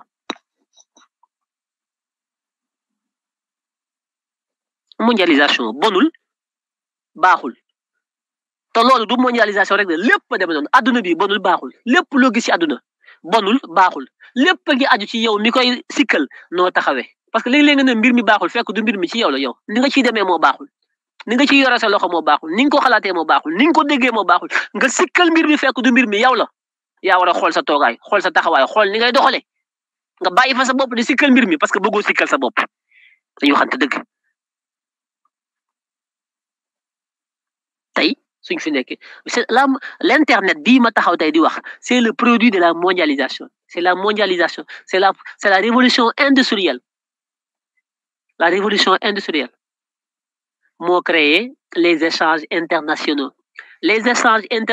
moo créé le commerce international tey jii moo ñëw dox ba avec les innovations ñu créé tey jii l'internet créé donc les smartphones créé tout ça le monde est connecté fi nga toog ngay toog commander li ngay commander à l'autre bout du monde ñu indil la ko ngeen ne loolu c'est mauvais c'est patati patata bëgg dund dans un monde qui n'existe plus nekk ci benn àll di yor sa gopp di tourner di wëndeelu wax nga am sama ay maame ki cosaan mais ça c'est bien mais il faut être compétitif c'est bien oui mais il faut être compétitif man je défends ça man loolu la gëm de loolu la défendre le monde est féroce le monde est dur, le monde est très tendu. Oui, mais beaucoup de lekk, c'est comme dans l'eau. Hein. Quand vous rentrez dans l'océan, les poissons se mangent. Bu duggee ci géej gi jën yi dañuy lekkante nga dem ci àll bi rabi àll yi di lekkante gaynde yi di lekk bukki yeeg till yi voilà ku nekk di lekk sa morom noonu la amee ci nit ñi dañuy lekkante ku taxawul taxawaay bu baax amoo fulla amoo fay dañ lay lekk il faut être préparé à la compétition moi je crois fondamentalement à la compétition à la concurrence man dama ko gëm mais gëwuma benn monde boo xam ne kenn ku ne dëgg tëju làqatu seulement il ne faut pas il y a un côté sauvage de la mondialisation c'est vrai il y a des gens qui sont impitoyables dañ lay bouffer duñ la bàyyi nga développer mais il faut faire comme les Chinois faire comme les Marocains et d'autres il faut se protéger d'abord avant que ñuy dem dans la mondialisation pure et dure nous devons nous protéger tëju préparer wu ut xam-xam ut ay kii produire consommer lekk ba suur naan ba mandi jàng am xam-xam comme ni ko Sud-Coréens yi defee ñëpp il faut faire du protectionnisme temporaire tëju pour mën a defaru cumbukaay defaru ba noppi soog a dugg dans le marché mondial parce que marché mondial soo fa duggee te préparé gaa dañ lay lekk kon d'accord naa ci ñi ne oui on doit pas venir rek dugg dans la compétition parce que effectivement bu ñu demee noonu rek dañuy lekk li koy wane mooy API li koy wane mooy marché yi nga xam ne tey Sénégal entreprise étrangère yi ñoo ko yore parce que ñoom c'est des puissants c'est des géants ils ont beaucoup de moyens ñun amuñu ay moyens donc il faut que ñu préparer wu état accompagner yooyu ndànk-ndànk ñu fermer suñu ay frontières ci ay produits yu bari di produire comme ñëpp ci domaine yi nga xam ne effectivement am nañu ay avantages comparatifs on ne peut pas tout produire am na domaine yoo xam ne on n'est pas compétitif suñu ci bëggee def ay production c'est pas rentable ces domaines là dañ koy bàyyi l'extérieur di ko importer mais des domaines où on a des pouvoirs de compétitivité réelle des domaines où xam nga on a un avantage comparatif colossal ces domaines là on les tient on produit dans ces domaines-là. Dans les domaines où on n'a pas des avantages comparatifs, on importe.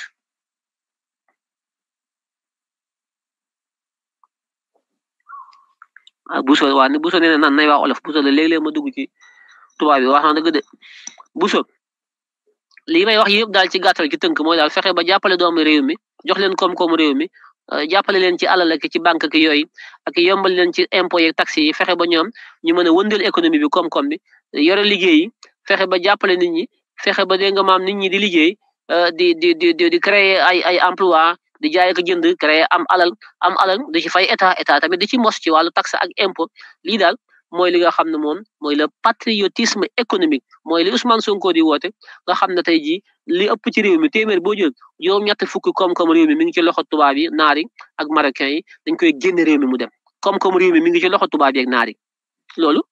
combat bu rëy la pour que bu ñu falee Bassirou Diomaye Faye ñu commencé ci nu mu gën a gaawee fexe ba tàggat doomi sénégalais yi fexe ba waajal leen cim xel waajal leen ci dëkkuwaay waajal leen ci ni ñu war a dundee waajal leen ci yu bare bare ci façon bi ñu dundee ci wàllu aada ak cosaan ak jabar yu bare ki doom yu bare ki dépense yu bare ki xew yu bari yëpp ñu fexe ba wàññi ko fexe ba ñu jublu ci liggéey boo xam ne koom-koom bi nekk ci loxo tubaab yi ak naar yi ci réew mi nga xam ne téeméer boo jël juróom-ñett fukki ya mi ngi seen loxo ñu fexe ba ñun ñu mën koo wëlbati téyeel ko suñu bopp ndax ñun ñooy doomi réew mi waaye nag day fekk nag ñu mën a liggéey comme ni tubaab yi liggéey day mën a fekk nag ñu mën a liggéey comme ni naar yi liggéey day fekk nag dégg nga maam ñu am benn jabar ak ñaari doom man cee jublu waaye téeméeri doom ak ñeent jabar ak màggale ki gàmmo ko cant ak xéwal ki yeelu maam ak sikkunu bàjjan ak dégg nga maam sukkaru koor ak tànki yeelu maam ak yu kenn xamul yooyu ngeen nekk yëpp te lépp xaalis a koy def gas ne rek yu kenn xamul ak anytime ak yu kenn xamul yooyu yëpp bu ñu ko bëggee boole xaalis a koy def loolu nag bu ñu ko bëggee def mënuñu fa jël tubaab ak naar yi il faut que ñu am lu ñu bàyyi ku bëgg dara bàyyi dara soppi suñu façon bi ñuy dundee culturellement nekk ñoo xam dañuy taxaw résolument pour liggéey soqal réew mi sacrifier suñu bopp c'est important.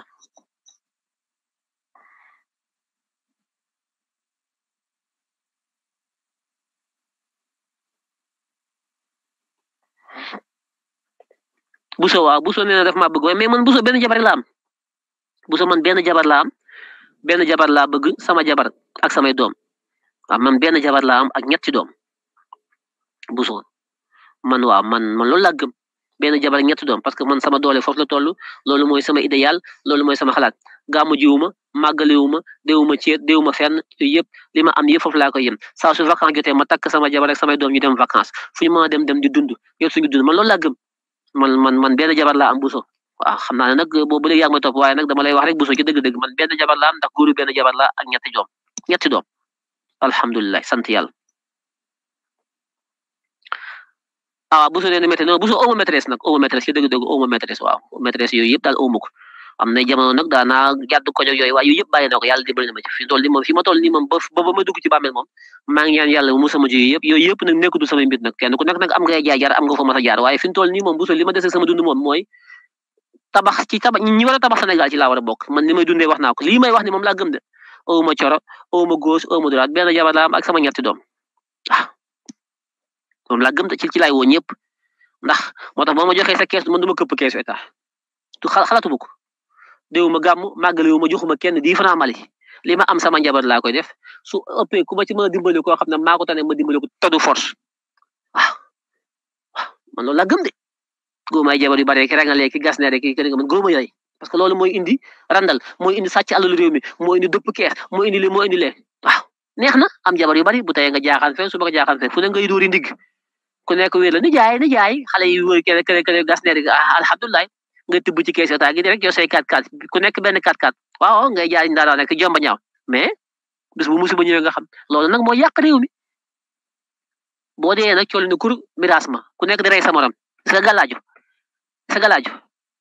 galaaju bi nekkoon Macky Sall bàyyi fi alal yu jox ay milliards xam lu mu doon liggéey dee bàyyi fi njabar gaa ngi reyante galaaju ña nga ca tribunal baag yéeg alal yu jeex jabar yu bari jabar yaa ngi reyante ak doom yi te lim fi bàyyi waxoon naa mën a suqaliku parce que homme d'affaires la woon nekk industriel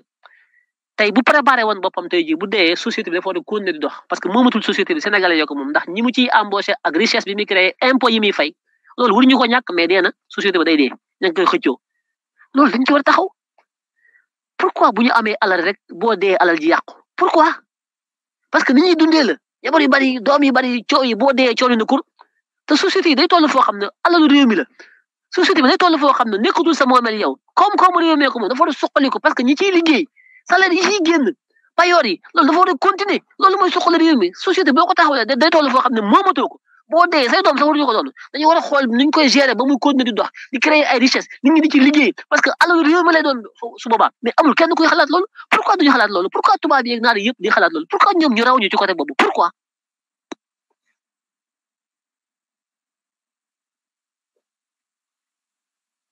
buso nee na ay waay kon duma marié wu de kon ah buso baal ma de buso maa ngi jégalu de baal ma de buso nga jégal ma de man doxaanuma kenn waxuma kenn ay caaxaan takkuma kenn benn jabar laa ma ñetti doon sama baat ca kaw waaw buso nga jégal ma de waaw loolu lépp comprendre naa ko buso waaye nag nga baal ma nga jégal ma de man foofu laa nekk de waaw xam naa ne waaw kon de buso déet buso bàyyi ma ñaan rek su ma gisee ku baax ma fexe ba ma fexe ba boole laag moom waaye man de buso baali waaye buso baali li nga wax naqare na ma de buso waaw xool ñi fi nekk ba famille yi ngand yi nekk ci réew mi yëpp Njuga Kebe Jiili Mbay ak koo fi dégg Karim Faale ki bëkk démb galaajo xool leen ku ci dee sa alal ne may li ma wax kay moom xool leen rek ku fi dee Cheikh Ahmed Amar moo ci xaw a tane dee bàyyi fi alal ji mi ngi dund ba léegi je sais pas parce que il avait préparé tout ça mais amu ci kenn koo xam ne dañuy préparé seen bu ñu dee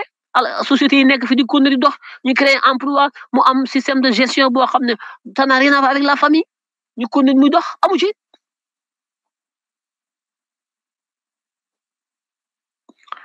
non je ne suis pas sévère je suis voilà c'est dama am nu may dundee ci àdduna ma choisir ko assumer ko c'est pas que dama contre Bousso wala dama ko bëgg lu ko naqari non dama ko wax dëgg aussi duma ko nax Bousso nga jégal ma rek waa nee na yow rek lay topp waaw loolu de am na Bousso kon de waaw loolu de kenn muy dara cey lii de xam naa ne moom pexe amul nag Bousso de pexe amul de waaw man de benn soxna la am dama bëgg sama soxna lool bëgg samay doom te bëgguma nag xam nga di cof fii cof fee xam nga rek yaa ma gën a xam léeg-léeg nga war a joxe fi dépense léeg-léeg nga këpp kees gi bu ñu la joxe xaalis nga sàcc ko ne xaaral ma jox ci Bousso ndax Bousso kat moom mi ngi may laaj lee loolu laay bañ Bousso loolu laay bañ moo tax ma yemale sama lépp loolu laay bañ de li may leen wax nii ci kaw moom li ma leen wax ci kaw ngeen ko dégg man loolu laay dund loolu laa gëm voilà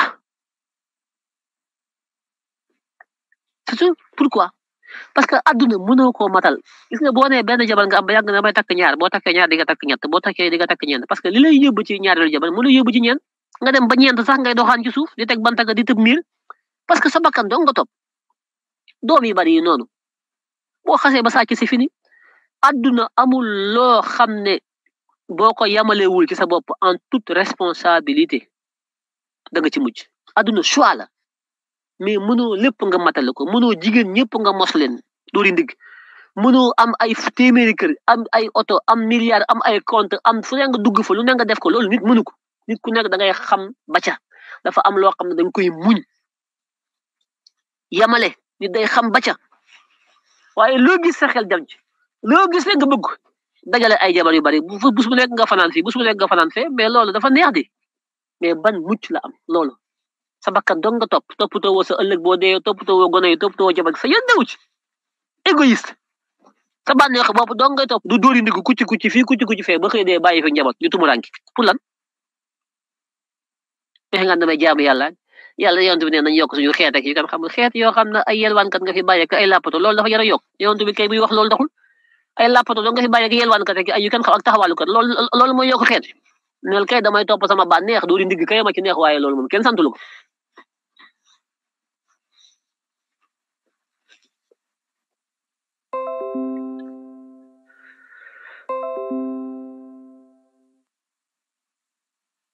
loolu am de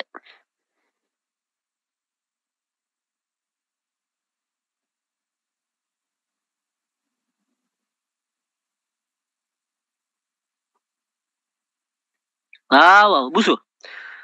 naa la defal ak ñaanu xaas goo xam ne di nga am xëy na ku mel ne Akhenaton naa la defal ak ñaan incha allah waaye daal nañu bàyyi aspect boobu nañu bàyyi wàllu woowu lu amam solo am nga yokk ay agresseur rek agresseur yi kii ay dawalkatu Jakarta ki ay yu kenn xamul yooyu yëpp nga xam ne li ko waral mooy irresponsabilité yenn parents yi juddu teg rek koo ci may million mu dem takki xale teg waaye ñoom noos rek doori ndig seen yoon newu ci wax ñaan yàlla gimingu yàlla xad nag def am pepp man leen yàlla du am pepp yàlla yoon na suude yàlla moom yàlla gimiñ yàlla ku fekk yàlla def ci gimiñ dugub yàlla lu ci yoonam ci gimiñ dafa toppatoo yooyu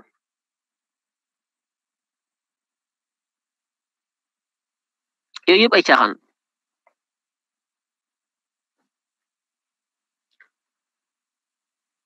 yooyu yëpp ay caaxaan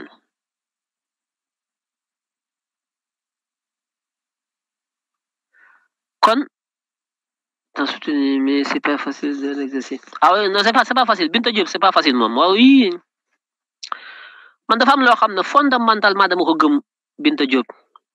le modèle économique dépend du modèle social le modèle social dépend du modèle culturel ah tout développement économique est d'abord un développement culturel il faut d'abord concevoir le modèle du développement économique culturel social nga xam ne da nga ciy adossé ce modèle de développement économique on ne peut pas construire de l'économie sans pour autant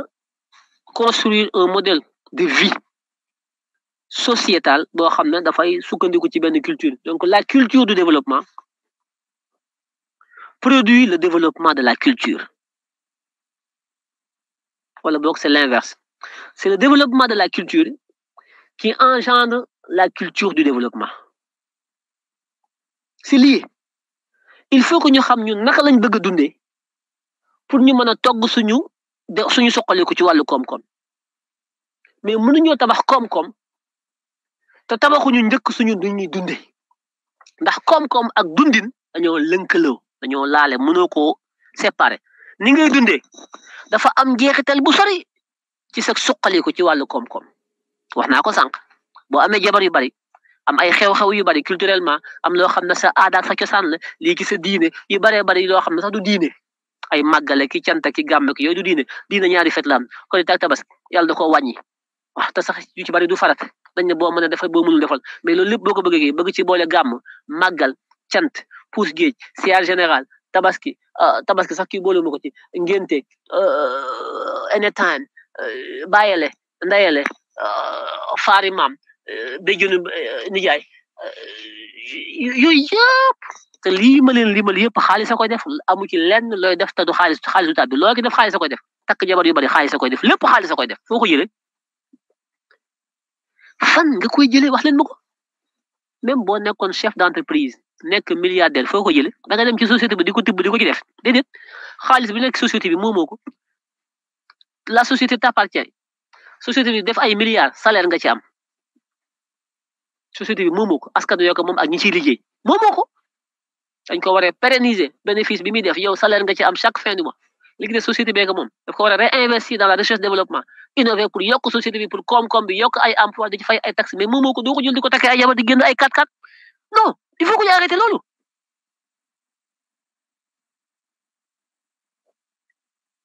il faut que ñu arrêté changer tant que changé wuñu suñu mentalité bu ñu amoon 1000 Ousmane Sonko ak junni Bassirou Diomaye Faye duñu dem ni ñuy dundee nii mënuñu cee soqaliku mënta nekk ñeenti jabar téeméeri doom mais fu loolu ku leen di bàyyee ban suuf lu ñu lekk ku leen di faj ban école ku leen di tabax école salle de classe yi bu ngeen bëggee tukki sax mun leen a tukki amu leen oto mun leen tubaab yi duñ tabax tubaab xanaa bus ngeen di jël bus am na famille yoo xam tey bu ñu bëggoon a tukki dañuy jël bus bu ñu bëggee ànd bus xaj ñu ci oto di xaj ñu ci 8 places xaj ñu ci 9 places dañuy jël bus dugg ci ñoom ñëpp loolu am na loo xam c'est pas viable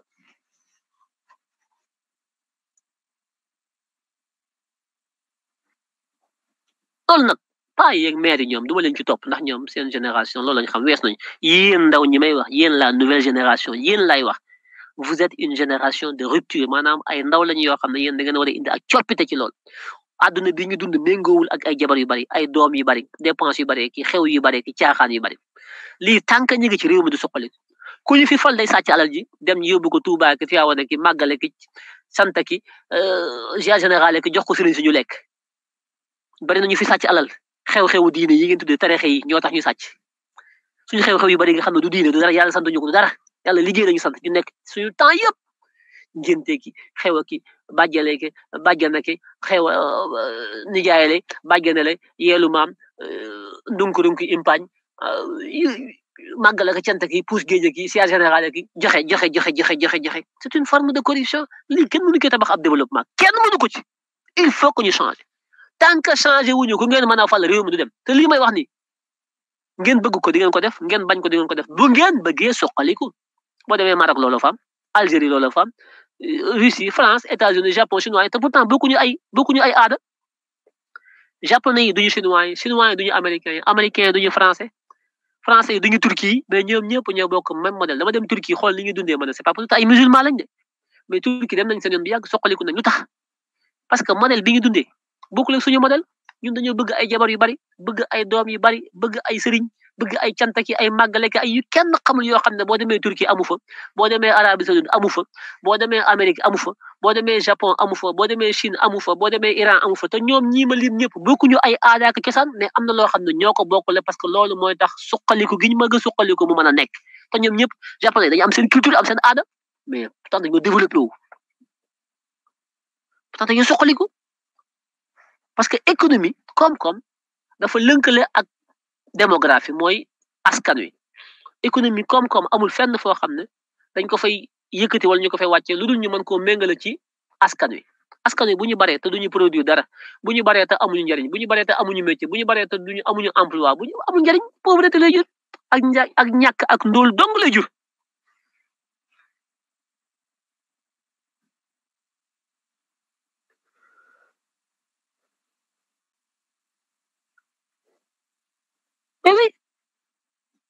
juste nag jamono bi nga xam ne léegi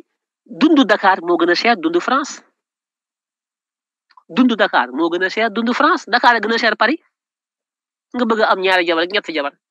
di fay loyer wala nga fay courant seen yéen a ngi fay courant Dakar moo gën a cher courant Paris dundu Dakar moo gën a cher dundu Paris laa wax.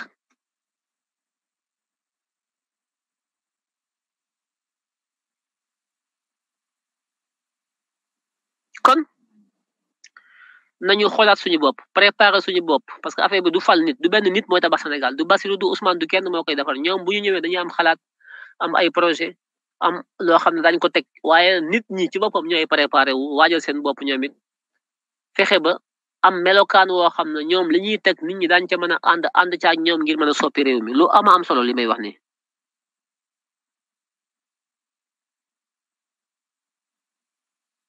sénégalais yéen a ngi dem fu nekk gis ngeen li xew Arabie Saoudite Iran Égypte Maroc Turquie ay dëkk jullit lañu comme ñun mais ils sont pas dans la paupérisation lekkuñu di dankaliku di dund sauvage di paupériser wu pourtant dañuy julli di woor def comme ñun ñoo bokk benn diine ñu bokk benn alxuraan yi donc li xew Sénégal du diine jamono yu bari yeeg doom yu bari loolu du diine loolu aada la joo xam ne daf ñuy tareel il faut que ñu arrêté loolu.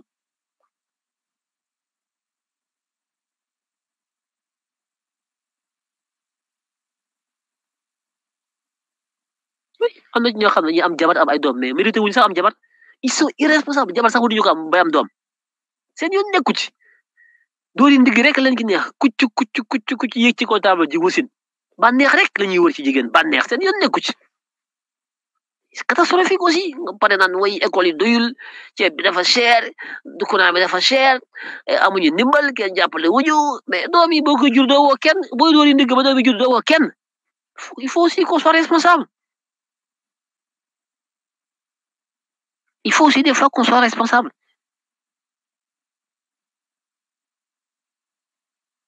lekk gi du baax dund bi du baax da ngeen di lekk yi ngeen di lekk c'est pas bien lekk gi baaxul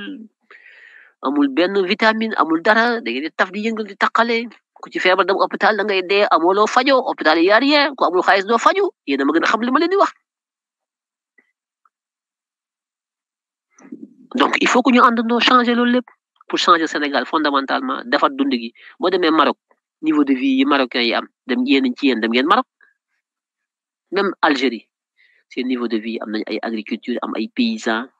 ils ont du blé di huile d'olive am élevage di dund Tunisie moom kenn waxatu ko ñoom ñëpp bu demee Turquie ñoom dem nañ seen yoon ay Turquie nga dem Iran Arabie Saoudite dëkku naar yi Syrie ñoom ñëpp am nañu ay modèle de société yoo xam ne benn jabar quelques doom ñaar ñetti doom di liggéey Iran Irak Turquie dëkk musulman yëpp dama jël dëkk jullit yi parce que Sénégal la wax ñu ne affaire jullit musulman mais li ngay def du musulman quoi li ngay def leneen la ay doori ndig la ay bëgg kucci la mais lii du affaire musulman quoi donc il faut que loolu tamit ñu préparer ko boole ko ci projet bi xam ne dañu war a changer quoi aussi dañu waxante dëgg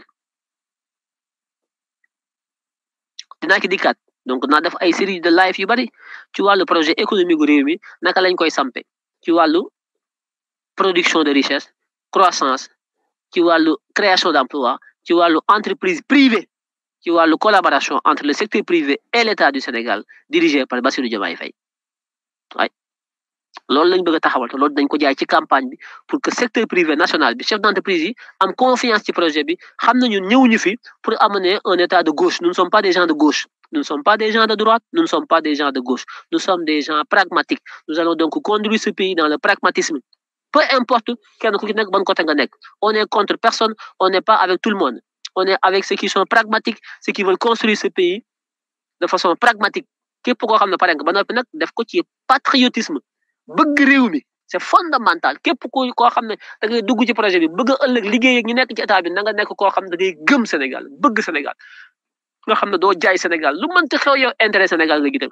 profondément de vrais patriotes pour créer une économie patriotique nga xam ne yow loolu naa ki dikkaat sax parce que loolu moom xajul fi naa ki dikkaat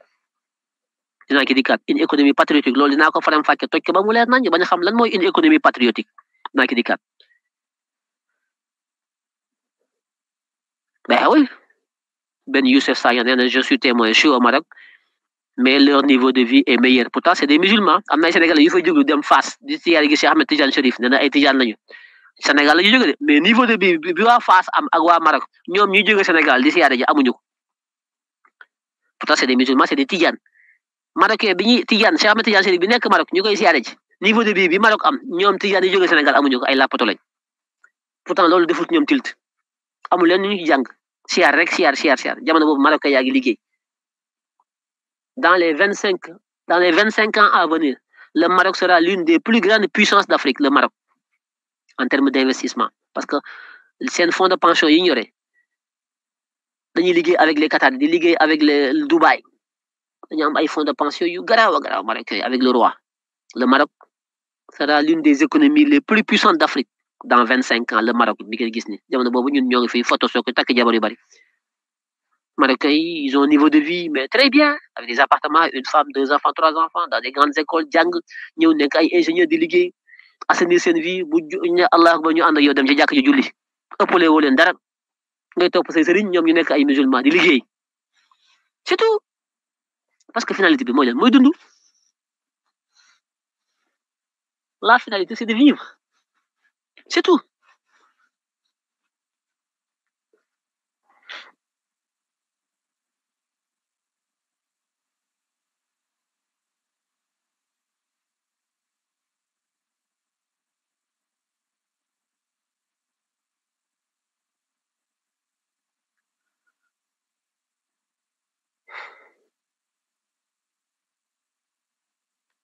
di jeexale ci am na ko bëgg doon laaj sànq ne ma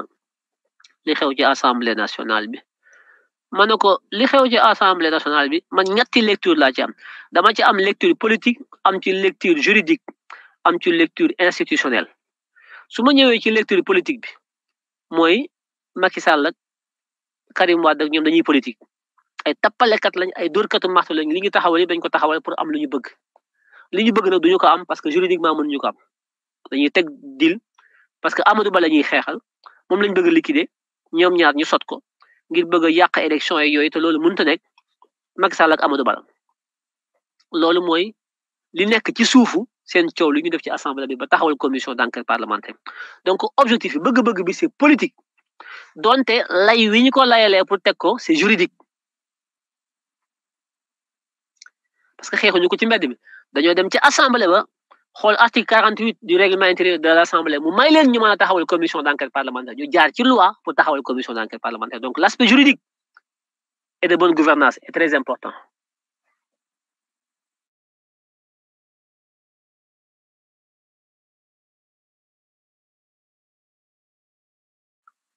L'aspect juridique et de bonne gouvernance est fondamental. L'aspect politique moom ànduma ci ñoom dañuy tappale dañuy teg deal Macky Sall ki Karim Wade Abdoulaye Wade ñoom deal ay dealer la ñu ça a toujours été comme ça loolu moom je ne vous apprends rien yéen a ma ko gën a xam mais buñ ko xool ci angle boobu kese dañ ko xool ci angle bonne gouvernance ak justice sociale mooy li ñuy tuumaal juge yi man duma ko weddi duma ko gëm comme nee nañu am nañu ay preuve man dama dañ kumpa dama bëgg a xam li xew parce que juge conseil constitutionnel yooyu Ousmane Sonko wax na leen lu ne yàq na leen lu ne man mii yàq naa leen lu ne yéen ñii xam ngeen ne jubuñu Badio Camara mi ko jiite Nafi Ngom Keïta OFNAC taxaw na ne ko da nga war a déclarer sa patrimoine parce que li nga jiite ci ay milliards ci cour suprême da ngaa war a déclarer sa patrimoine mu lànk na du ko def te yoone ko njattam ne daf ko war a def Badio Camara mi nekk tey conseil constitutionnel ba mu yoree cour suprême mu dem ca Macky Sall ne ko neel ma Nafi Ngom Keïta dama bàyyi ni nga ma sonoon naan ma damaa war a déclarer sama patrimoine sama alal yëpp dama ko war a déclarer te loolu yoon moo ko sant Badio Camara lànk na du ko def Macky Sall woo Nafi Ngom Keïta ne ko bàyyil Badio Camara tey Badio Camara moom la Macky Sall teg ci bopp conseil constitutionnel kon ay njuuj njaajkat lañu ñoom ñëpp ay immeuble ay milliards lañu ay sàcc lañu jubuñu ils sont corrompus ku lànk na doo déclarer sa patrimoine ba def nga ne ngaa jub kooku jubul kon li ñu leen tuumaal du ma ko wedd du ma ko dëggal waaye damay bëgg mu leer nañ ko leeral donc man ci principe boobu man dama ànd ak ñoom ci na leer dama ci ànd ci wàllu bonne gouvernance ak ci wàllu transparence man du ma jaawale aspect yi aspect politique bi ànduma ci ak ñoom mais aspect bonne gouvernance ak justice sociale dama ci ànd ci ñu leeral ne juges yi ils sont corrompus parce que ni ñu génnee Ousmane Sonko ci élection yi tegul ci yoon ñoom Karim la ñuy wax Karim Wade niñ ko génnee ci élection yi dafa tegu ci yoon Karim kenn tooñu ko moo tooñ boppam léegi nag bu ne dafa am corruption loolu leneen la na ko indi prouvé su ko indee ma ànd ceeg moom mais Karim moom mënta muusa ko maccaat ba layal ne moom génne biñ ko génne ci élection yi tegul ci yoon Karim moom dafa ñëw ne du ma sénégalais dong laa te fekk bi mu koy wax boobu nekkagul sénégalais kese boobu français la aussi Karim moom lu ko dal moo ko teg boppam moo toog ba mois d'octobre mu joog a demandé pour ñàkk nationalité française te moo na ko def 1 an 2 ans avant waaye respecté wul sénégalais respecté wul waa PDS mu toog ba affaire bi kët mu xam ne dañuy dem ci ay élection à partir de novembre ñu commencé parrainage mu bàyyi ba octobre muy soog a dem ca consulat wu France ba nekk Doha ca Qatar dem naan ne damaa bëgg a bàyyi sama nationalité daf ko yéex a def bi mu ko yéexee demandé mu yéex a génn tombeeg ñuy def parrainage tombeeg ñu war a valider dossier yi mu génn le 16 le 17 ñu publier ko le 20 ñu war a defar liste bi rocciwaat ko ci loolu Karim moo tooñ boppam ba noppi waxul dëgg dafa ñëw ne sénégalais képp la bind ko def déclaration sur honneur ñu jàllale ko liste provisoire mu jàll ñu gëm ko ci li wax ci diggante bi ñu génn décret ne Karim mi ngi soog a ñàkk nationalité mooy kon lam njëkkoon a wax ba ñu gëm ko loolu amul daf leen a fen kon Karim moom mënta muusa ko makat ba yey Sénégalais yi moom dafa fen Sénégalais yi dafa te li gën a garaaw mooy dafa def communiqué ne moom xam na ci candidat yi ñoo xam ne dañoo am ñaari nationalité te loolu article 28 de la constitution di ko tere Karim war ko dénoncé ne pat jàpp njaabutam kon Karim day fontoo nit ñi waaye nag bu nee am na ñoo xam ne dañ leen a jox ay milliards loolu man ça m'intéresse dama bëgg a xam ñan la mais Karim moom ay layam amul Ousmane Sonko moom la ñu génne dañu ko génne ci élection yi ci kaw ñu ne moom article L30 du code électoral moo ko rendre inéligible lii la conseil constitutionnel wax te conseil constitutionnel waxul dëgg day fen article L30 waxul inéligibilité article L30 inscription sur les listes électorales la wax ne mënuñu ko def ñoo xam ne dañ leen a daan ci yenn xeetu daan yi te daan boobu nekk daan bu définitif dañ leen di génn ci liste électorale bi pendant juróomi at gannaaw bañ leen daanee daan boo xam ne daan bu féete boor la boo xam ne amatu sikk sàkk daan boo xam ne moo mujj ca fa ñuy daanee nit ñi ba noppi nag bu loolu amee ñu doog leen a génne ci liste électorale bi te nit boo ko bëggee génne ci liste électorale bi da nga koy rajee kon conseil constitutionnel bi muy taxaw ne Ousmane Sonko est inéligible pour ñaari raison la joxe nee na Ousmane Sonko a été condamné définitivement c'est faux Ousmane Sonko a été condamné par la Cour suprême mais il y avait un rabat d'arrêt donc c'était pas définitif benn ñaareel bi mu ne Ousmane Sonko est inéligible en application de l'article L30 du code électoral c'est faux l'article L30 du code électoral ne parle pas d'inéligibilité article L30 du code électoral parle de défaut d'inscription ñi nga xam ne dañ leen a condamné mënuñoo nekk ci liste bi te nit bu xasee ba nekk ci liste bi buñ ko condamné à posteriori dafa am procédure de radiation boo xam ne moo koy génnewaat ci liste bi pour que muy ndogo nekk quelqu'un d'inéligible la preuve li nga xamal ne conseil constitutionnel day fen dafa njuuj njaaj pour génne Ousmane Sonko mooy bu ne Ousmane Sonko est inéligible mooy Ousmane Sonko n'est pas sur le fichier électoral alors que c'est faux Ousmane mi ngi ci fichier bi parce que Ziguinchor dugal na ko ci fichier bi tribunal d'instance bu Dakar dugalaat ko ci fichier bi kon Ousmane mi ngi ci fichier bi su fekkante ne woon Ousmane nekkul ci fichier bi et que il est inéligible kon conseil constitutionnel du convoquer l'article L30 article L57 du code électoral lay indi bi nga xam ne moo ne tout Sénégalais électeur peut faire acte de candidature parce que pour être électeur pour être candidat il faut être électeur et pour être électeur il faut être inscrit donc comme Ousmane Sonko dafa inscrire moo tax conseil constitutionnel mënu koo dàq ci Ousmane Sonko nekkul ci liste yi comme Ousmane Sonko mi ngi ci liste yi nag conseil constitutionnel mënul ne Ousmane Sonko n'est pas éligible sur la base d'une simple décision d'un simple arrêt pris par la Cour suprême arrêt bi Cour suprême jël conseil constitutionnel mënu ci sukkandiku ne Ousmane Sonko est inéligible parce que arrêt boobu même suñ ko appliqué Ousmane Sonko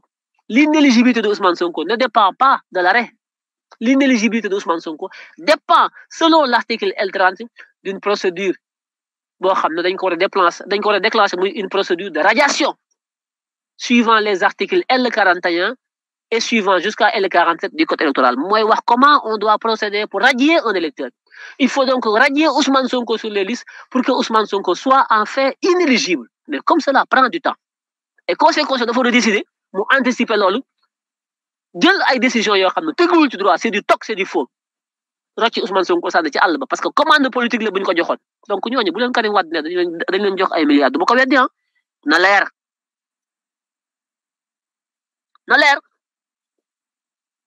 njuuj njaaj conseil constitutionnel Badio Camara fa nekk jubuñu loolu Karim wax ñu naan dañoo sàcc ay milliards moom dafa bàyyi ba ñu tojal ko kaani muy soog a yuuxu mais ñun ñëpp xam nañ ne conseil constitutionnel ay triant fa nekk jubuñu ñun ñëpp ko xam ñun ñëpp xam loolu donc dara beesu fi lu dul Karim moo ko yëkkati tey ànd ci ak Macky Sall ñu am ci intérêt pour liquider Amadou Ba bi ñu tuumal ne moo joxe xaalis bi mais loolu man bettu ma donc man fa ma taxawoon démb laa taxaw na leer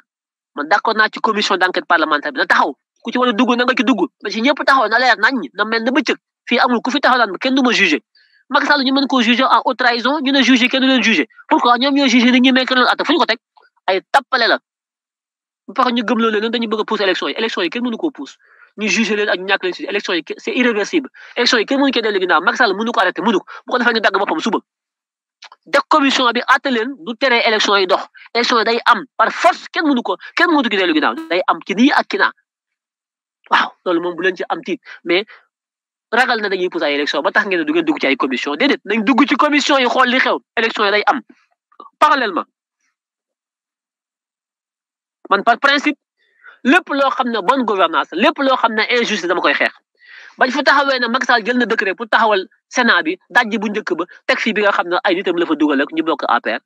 Ndiaga Sylla jóg na da koy day attaquer le décret opposition bi yëpp ànd ak Ndiaga Sylla ñu déposé ko chambre administrative de la cour suprême ñu dem ba ci biir ak xawma ku leen ne wuy bu ngeen ko poussé bu ñu ko attee suñu cassé décret bi Macky da ciy sukkandiku pour pousser élection yi man leen ki leen ko wax day fenn ay tappale la loolu Macky Sall bu amoon benn pexe pour pousser élection yi def na ko bu yàgg ku leen ko wax day fenn opposition bi àndoon na Ndiaga Sylla ñëpp rocceeku taxaw fële ne bàyyi nañu désisté nañu Ndiaga Sylla taxaw ne moom du désisté ma ne ko bul désisté taxawal man Ndiaga Sylla bul désisté dëgg doo koy xeex ba noppi di def ay calcul loolu yëfu naafiq la dëgg la ay fen la Ndiaga Sylla taxaw ci recours ba léegi kenn vidéo gu ko ma nga cour suprême ba léegi kenn laalu ko Sénat bii ñu taxawal ni ko Macky taxawal jaaduwul teguwul ci yoon ay mbokki ay politiciens la fa dugal te loi bi daf ko tere waaw ñuy xeex loolu am ñu ne ñoom dañuy mujj bàyyi ndax question d'opportunité dañoo war a dem élection ñoom ñi bari ña ko doon wax désister ànd ñoo Ndiaga Sylla dañ leen seppi sànni ci àll ba ñu ci bari bokkuñu ci élection yi faf lañ doon dabu bëgg bañ mu raw leen muy élection yi bokkutuñ ci sax faf nit da ngay dëggu am ay principe man loolu laa gëm fen la dama koy xeex fu ma ko mënte fekk dëgg mooy dëgg dama koy défendre fu ma ko mënte fekk Ndiaga Sylla moo tax ba ko ñëpp bàyyee ma ne ko bul bàyyi topp ko ba mu jeex ndax Macky li mu def tegul ci yoon bu ko cour suprême attaqué daj ji décret bi Macky day jël beneen décret par force bu ñu ñëw Macky daf ñoo mën a tere dem élection yéen xam ngeen luy élection présidentielle yéen xamu leen luy élection présidentielle moo tax yéen Macky di leen fonto ngeen jox Macky pouvoir bu mu amul élection yi kenn mënu ko annulé bu koy annulé bu réew mi tàkk da ko ñemee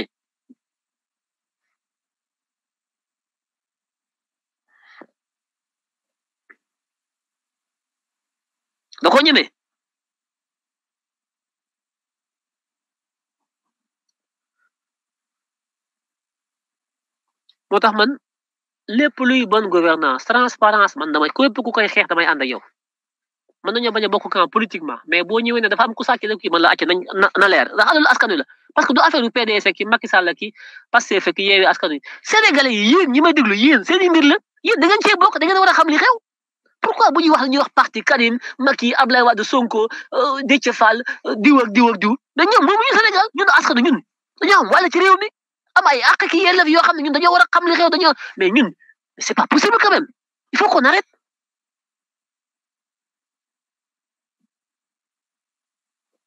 moo tax man je ne dérogerai jamais à mes principes et mes convictions jamais j'ai soutenu Ndiaga Sylla ne ko bul bàyyi parce que lii politiciens yi def c'est de l'opportunisme politique ngeen gis injustice jóg di ko attaqué ngeen dem ba ci biir ñu am ñu leen gëmloo ne bu ngeen ko attaqué bu ngeen amee dëgg élection yi mën nañu ko pousse ngeen dellu ginnaaw parce que yéen élection am moo leen gënal ngeen falu moo leen gënal ba tax ngeen bàyyi sàcc ak fen gu Macky Sall def ngeen bàyyi ko mu tëdd ana seeni principe ana seeni valeur anamu mën na Ndiaga Sylla bul bàyyi demal ba jeex parce que dëgg mooy dëgg loolu laa gëm tey yi tamit Karim Wade nee dafa am ñu jox ay milliards na wax kan moo ko joxe ak ñan lañ ko jox dafa war a leer loolu suñu alal la suñu alal la dafa war a leer fekkee ñoom dañ ko def pour yaakaar na mën nañoo pousse élection yi nax nañ seen bopp élection yi kenn du ko pousse dañuy dem élection te dañu koy gagné Bassirou Diomaye Diakhar Faye day falu incha allah rabbi élection yi kenn mënu ko pousse loolu moom su ma leen ko waxee gëm leen ma voilà ay tappale la jox Macky Sall ay pouvoir yu amul Macky dafa am yooyu pouvoir buy tappale na tappale moo Karim ak ñoo xam seen i tappale mais li seen commission bi ñu taxawal tey léegi naa am na 120 yu ko voté 120 personnes ñoo ko voté 120 personnes ak 20 contre 120 yi dégg naa waa PUR jàppale nañ leen ci c'est bien waa Yewwi Askan Wi war ngeen leen ci jàppale fexe ba dugg ci biir xam li xew affaire yu njuuj njaaj dafa war a leer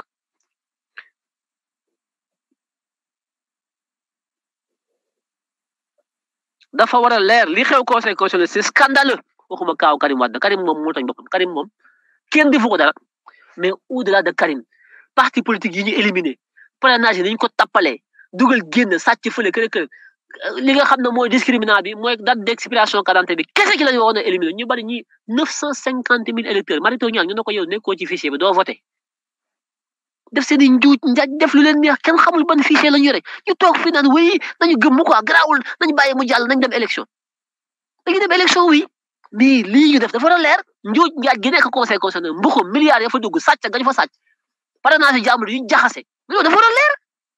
ngeen ne nañ ko bàyyi mu jàll mais yéen réew mi mais c'est pas possible quand même ci dëgg ngeen dox wala ci ay tappale wala da ngeen a bëgg a falu kese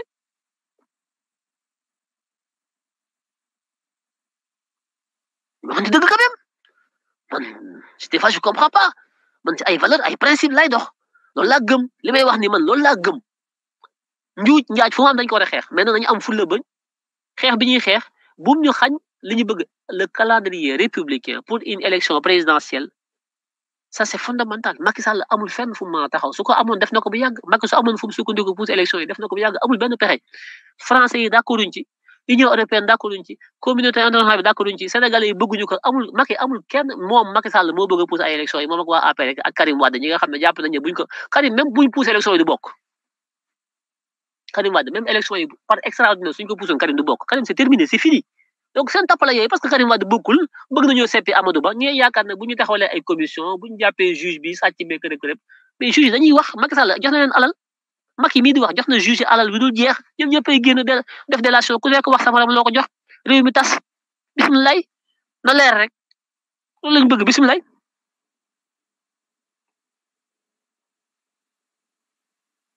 ñu bari ñu écarté leen cay tappale ñu ne waa nañ gëm nañ bàyyi mu jàll quoi nañ bàyyi c'est pas grave nañ bàyyi mu jàll mais ñun li ñuy xeex ko lan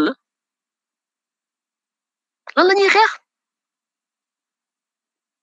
kon lii laa amoon lu may wax tey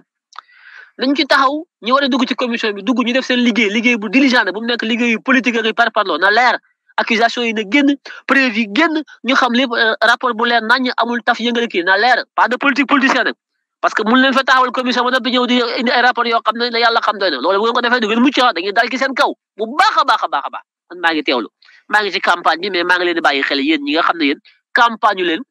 da ngeen a nekk ci ay polémique ni Karim Wade ak Macky Sall ñun taluñu leen on prépare notre campagne on prépare notre programme économique ñu ngi waajal suñu ay équipe wàcc ci terrain bi gagné à 75% minimum avant midi ci loolu lañ nekk ñun de waaw waxuñu ay waxi report élection yéen seen waxi tàppale yooyu ñun néew ñu ci loolu na leer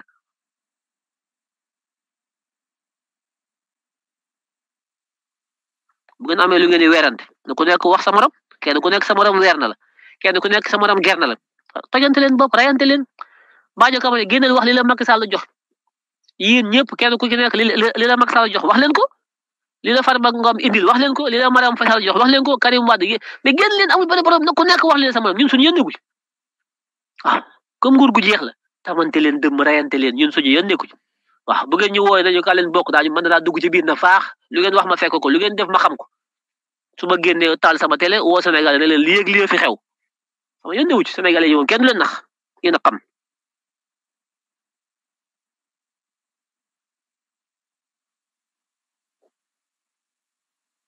voilà kon ñu ngi leen nuyu mbokk yi di leen jox seen wàccuwaay di leen ziar yéen ñëpp di leen ñaanal guddi gi fanaan jàmm di leen wax le combat continue nous allons gagner inchallah avec notre candidat Bassirou Diomaye Diakhar Faye voilà jaa leen jëf